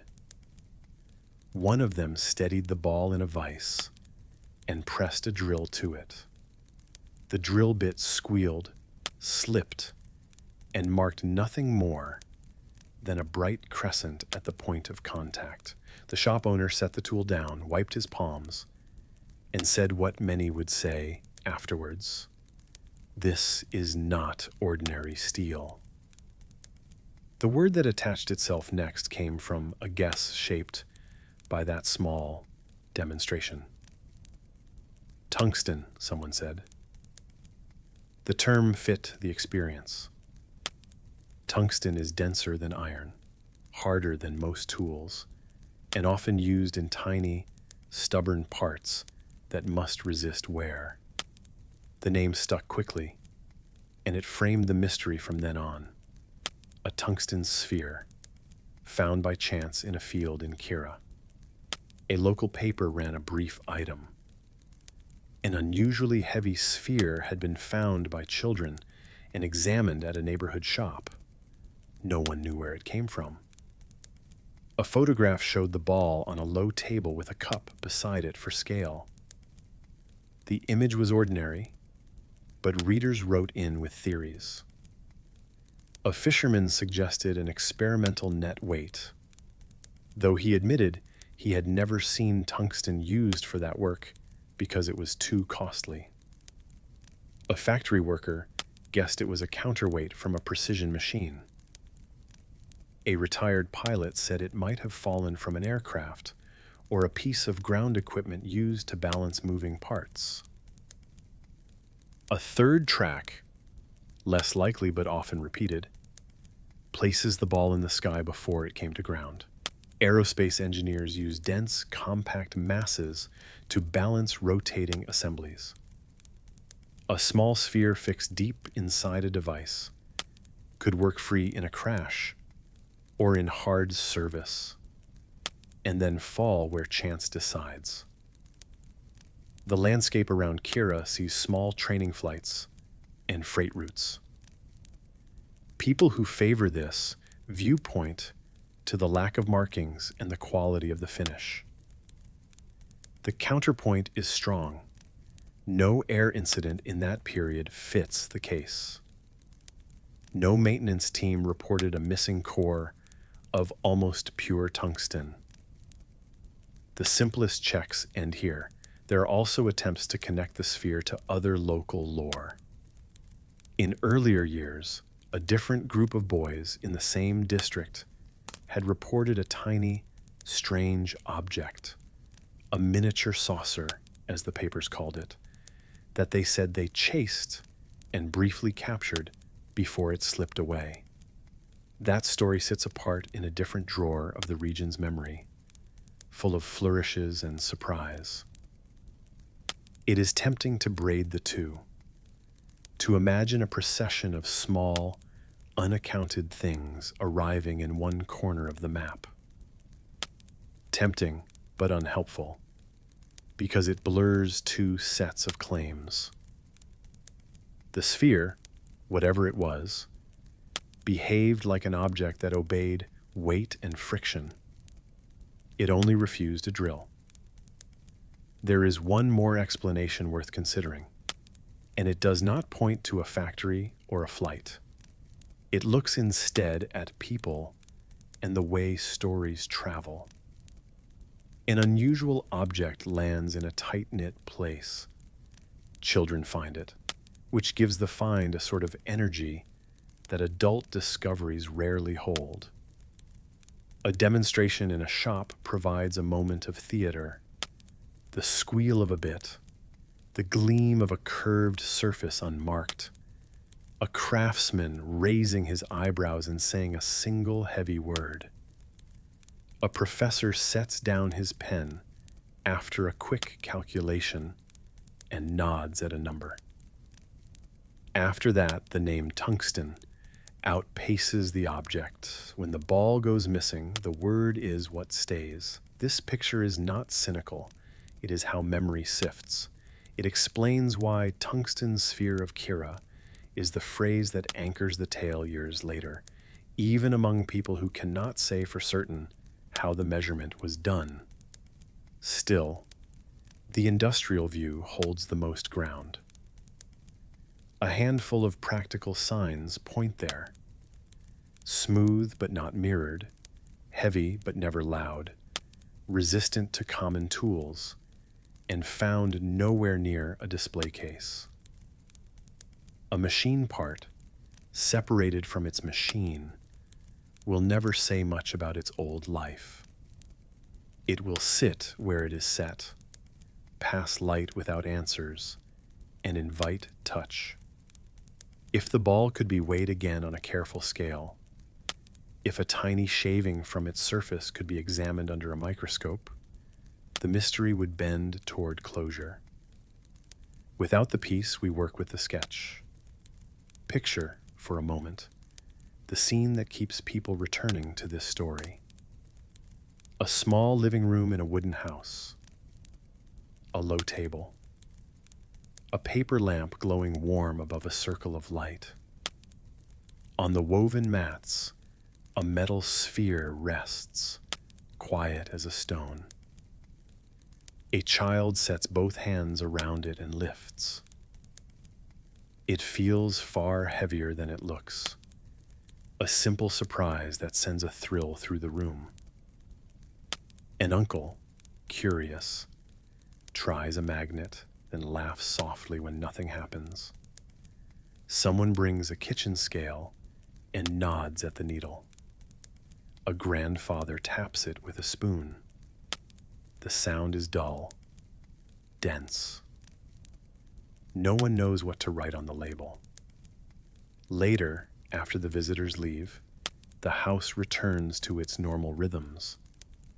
The window rattles in a night wind. Somewhere in the dark, a field frog clicks. The ball catches a pale reflection from the lamp and gives nothing more away. These small scenes tend to last longest. A tabletop, a silent object, the sense that you could know what it is with just one more piece of information. From a dense, stubborn sphere in a quiet neighborhood, we will drift next to another compact mystery. This time, a bell, found high above the ground, hidden in wood that should not have had room for it at all. In some versions of the story, the ball made a faint sound when warmed in sunlight, an almost inaudible tick or light creak like cooling metal. Others remember no sound at all, only the impression of weight and smoothness. What is consistent across most retellings is the next step. The sphere was taken for a day to a small university laboratory in the region where a professor of materials science, curious rather than alarmed, agreed to make a few simple checks. He set the sphere in a bowl of water and marked the rise. He compared the mass to the displaced volume. His quick calculation, done on paper in a neat hand, placed the density very high, close to 19 times the density of water. Pure tungsten sits a little above that number. So does the dense core of certain special alloys. The professor could not drill it either, at least not with the bits in his drawer. If there is a crucial weakness in the record, it is here. No formal report survives. The notes, if they once existed, did not make their way into an archive. What people have is memory, a newspaper photo, and later accounts that await the sort of cited source historians like to see. That gap does not erase the event, but it softens the edges. It asks us to hold the details gently. The ball remained with its finders for a time. Children rolled it on the floor and marveled at how slowly it gathered speed and how quickly it settled. A relative wrapped it in cloth and placed it on a shelf. Then the trail thins. One thread says a visiting official borrowed it and did not bring it back. Another says the family moved and the sphere was lost in the shuffle. A third insists it still sits in a box in a closet, where no one thinks to look. In the absence of a clean chain of custody, the sphere turns from an object to a story about an object, which is where most mysteries eventually live. Even without the ball in hand, the puzzle invites neat rows of reasoning. The simplest place to start is industrial. Tungsten and its hardened blends have been used for decades in small, high-stress parts. Grinding media, valve seats, counterweights, and bearings that must endure heat and friction. A sphere of that type could be the heart of a machine meant to crush rock or polish ceramics, a part designed to resist the bite of other tools. Kira sits within a broad region of shipyards, workshops, and factories. A heavy truck rumbling down a back road could shed a piece from a loose tarp. Rain could wash it from a ditch into the grass. This view answers many questions: hardness, weight, lack of markings. It also raises two. Pure tungsten is unusual for a loose part because most industries prefer blends that are easier to shape. And if it were a component, someone somewhere usually misses it. No shop stepped forward with a matching loss. A second idea looks to the sea. Fishing along that coast uses weights and rollers that take a beating. A compact, dense weight would hold a net low in strong current. But in the 1970s, lead and steel filled that need. Tungsten was expensive and less available. A single sphere could be a test piece, a one-off, acquired from a friend who worked in a factory. Yet fishermen are practical. They do not misplace heavy, expensive gear without noticing. There is a cleaner path to Earth still. Perhaps it was not tungsten at all. Hard, polished chromium steel can defeat a soft drill bit, and properly tempered bearings feel strangely dense in the hand. A water test done quickly can give an estimate that leans high or low. If a single hard demonstration, one squealing drill, one skated file, fixed the tungsten name in the neighborhood, later retellings would keep it. The university visit, if it happened, lends weight to the weight, but without the sheet of figures and a signature, certainty is out of reach. In this light, the tungsten sphere of Kira could be a polished bearing from a large mill, dressed up by the story in a rarer metal's clothes. It began with quiet nights and lights that didn't belong, soft glows over frozen fields, drifting slow and steady through the air. In the small Norwegian valley of Hessdalen, people looked up from their kitchens and barns and saw orbs that moved where no road ran, that hovered, split, and vanished without sound. That's how the story of the Hessdalen lights began. In the center of Norway, South of the broad city glow and away from the main roads, a narrow valley runs between rounded ridges and slow rivers. The locals call it Hessdalen. It is about 15 kilometers long, a folded piece of land with farms, spruce, birch, and the sort of quiet that lets you hear your own footsteps in winter. Houses sit in small clusters.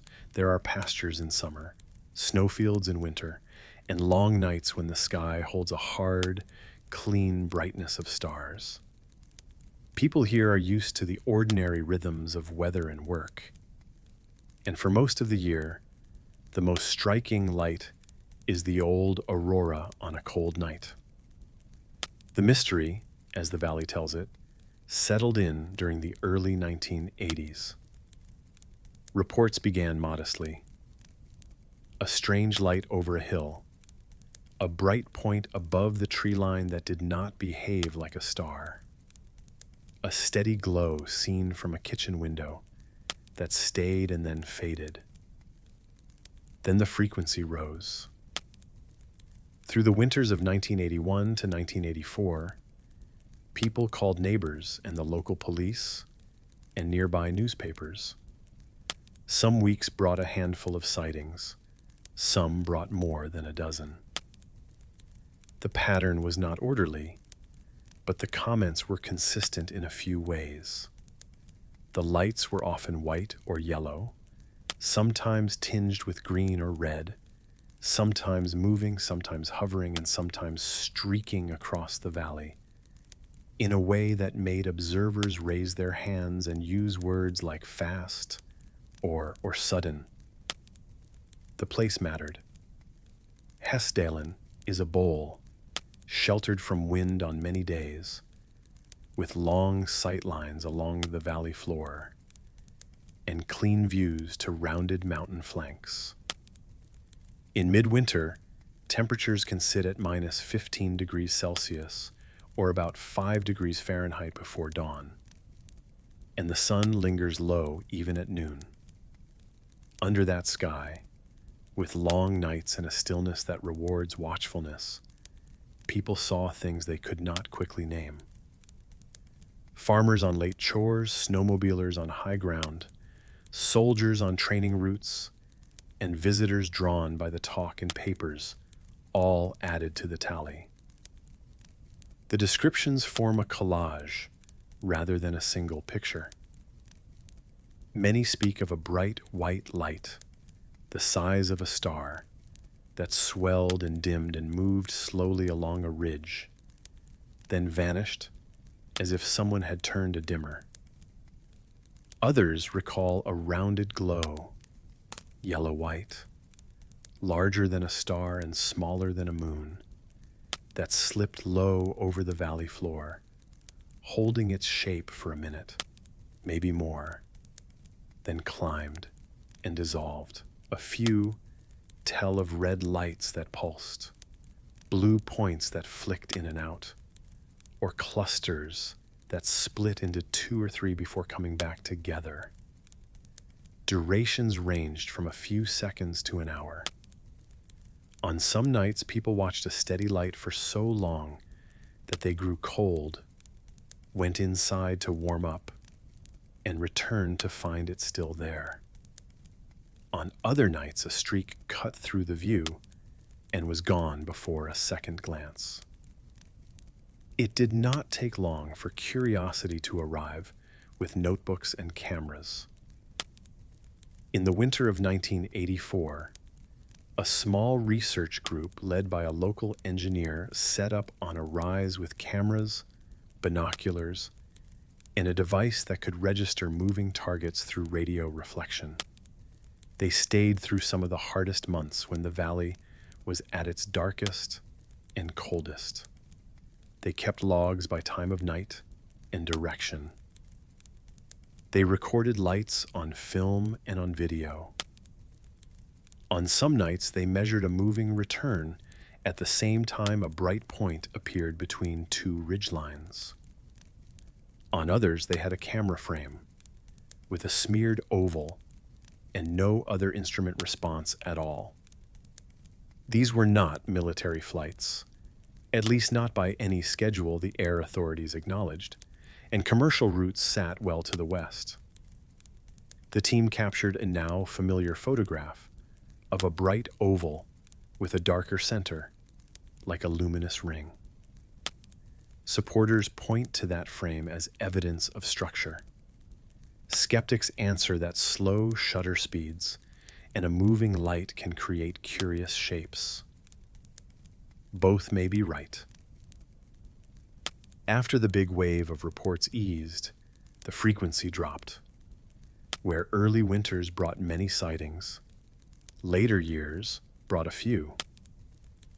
A shed-like station was built in 1998 on a hill inside the valley, with cameras and basic detectors running around the clock.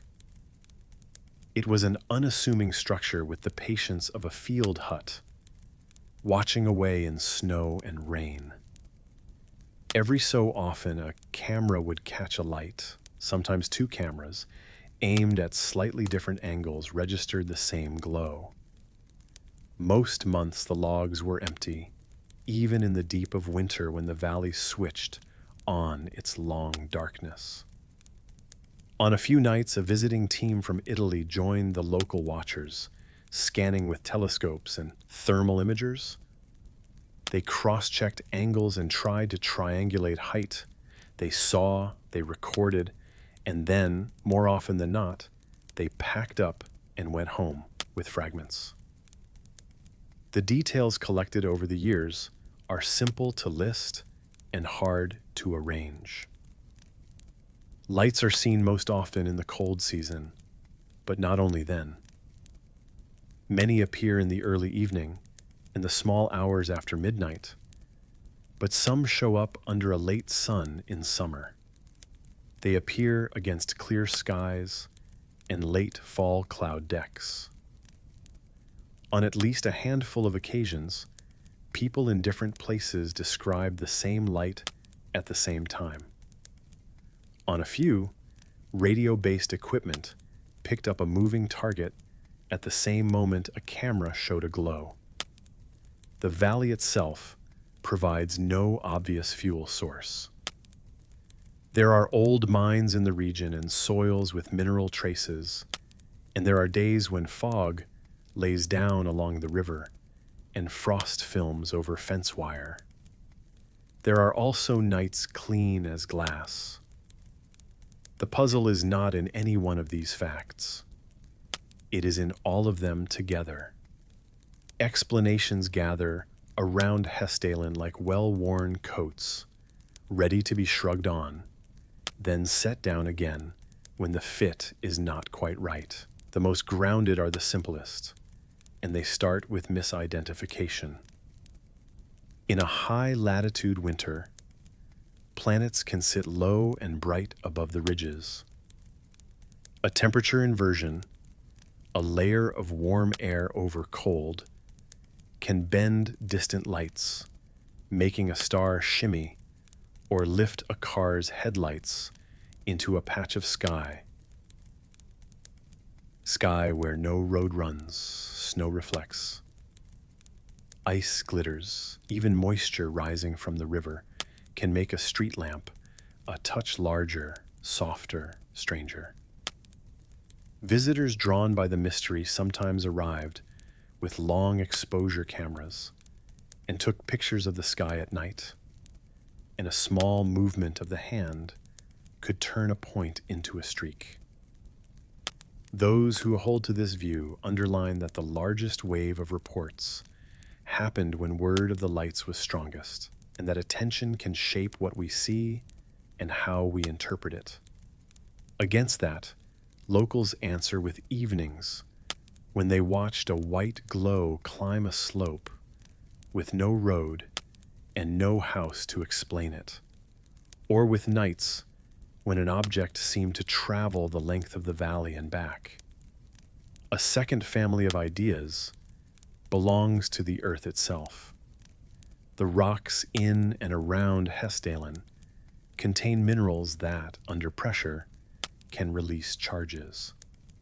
It is possible, some say, that the slow strain of the land builds and releases electricity that excites the air above it, forming a glowing plasma, a sort of sustained spark, cooler than a flame, but still visible as light. Old mining activity may have left metal dust in the soil, which, mixed with moisture and electrostatic conditions, could ignite in a slow-burning way, drifting as a glowing lump. The appeal here is that the lights often seem to linger at low altitude and drift rather than dart. The valley's geometry could help hold such a glow. Counterpoints are plain, most plasmas fade quickly unless fed, and the colors reported do not point cleanly to any one element. The handful of color measurements taken are suggestive, not decisive, and the glowing forms sometimes move with a steadiness that seems more mechanical than chemical. To date, there is no sample jar with Hessdalen light captured and preserved. Related to that earthbound thought is piezoelectricity, a mouthful of a word that means pressure turning into electricity in crystals such as quartz. Squeeze a rock hard enough, and it can push charge to its surface. Could the slow, constant stress of the valley's ridges be enough to light the air now and then? Experiments in labs show sparks from squeezed stones, and the valley's geology provides the right materials. But moving from sparks in a clamp to a sustained, floating light over a field is a large step.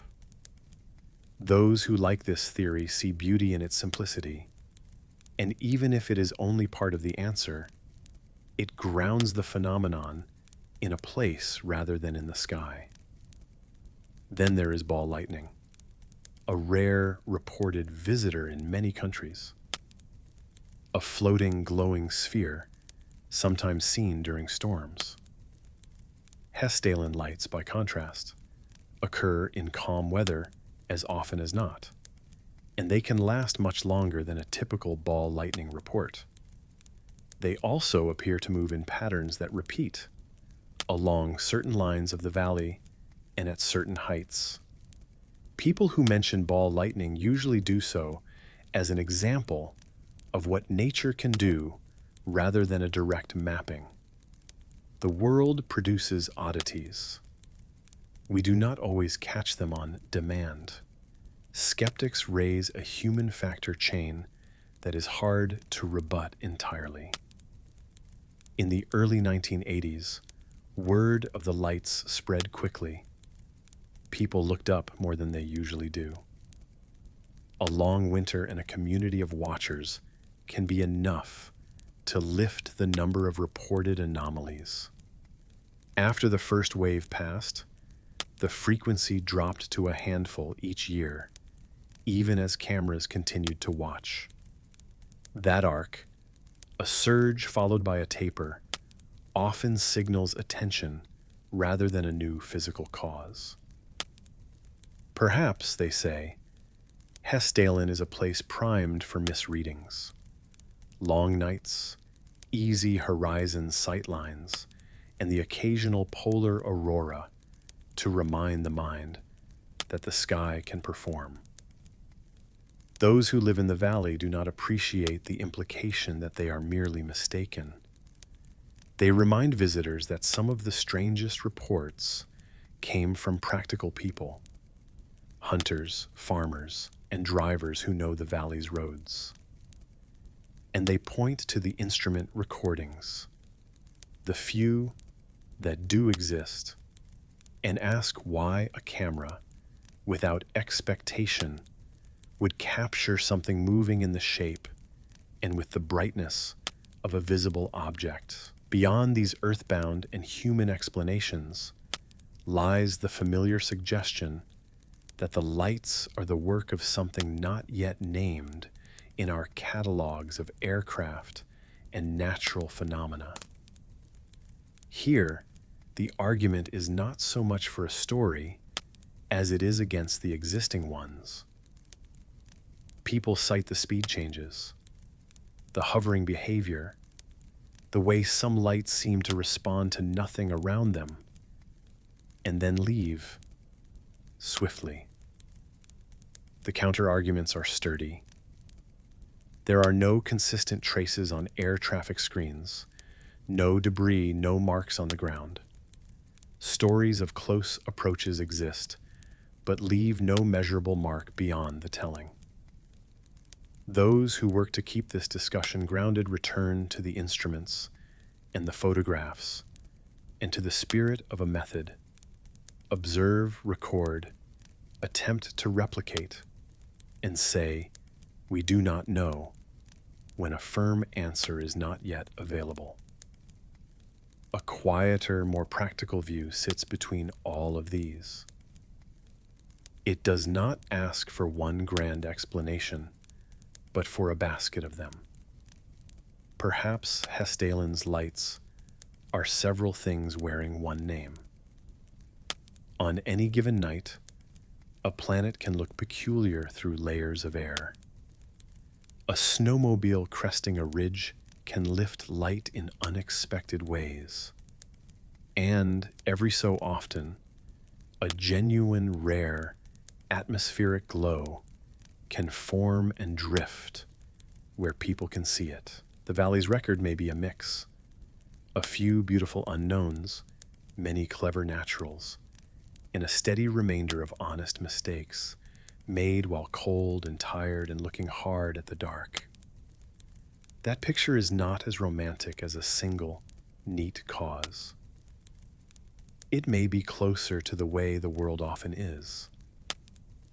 Through the decades, the valley has kept its balance. Not closed to visitors, not overrun. Of interest to scientists and to people who enjoy bringing a thermos and a folding chair to a fenced pasture to look at the sky. Some winters, the station on the hill records nothing at all. Some summers, a single evening brings a clear, slow light that floats along the shoulder of a ridge and then winks out, as if it had never been, leaving only the murmur of a stream and a dog barking once from a farmhouse yard.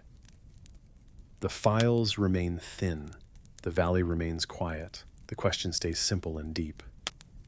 What exactly are people watching when they stand in that cold, clean air and see a light that does not behave? Hold that small, steady image for a moment. A light moving where there should be none. Above a quiet valley that does not ask for attention and yet receives it, years on. From a cold river fold in the north, we will step next to another horizon and another long-watched glow, where warm desert air shivers and pale orbs dance on a plain. The lights near the town of Marfa wait on the far side of night. We've listened to the earth's quiet hum, chased lost signals through the night sky, and watched lights dance over snow, sand, and water. Each story reminds us that the planet still speaks in ways we barely understand. Perhaps the hum is not just beneath our feet, but within our curiosity.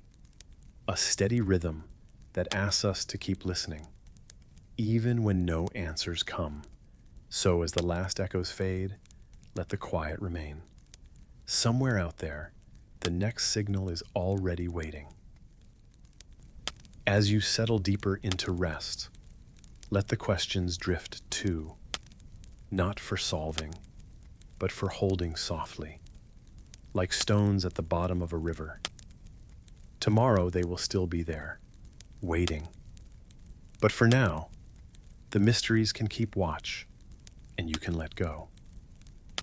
Good night, and thanks for letting me keep you company.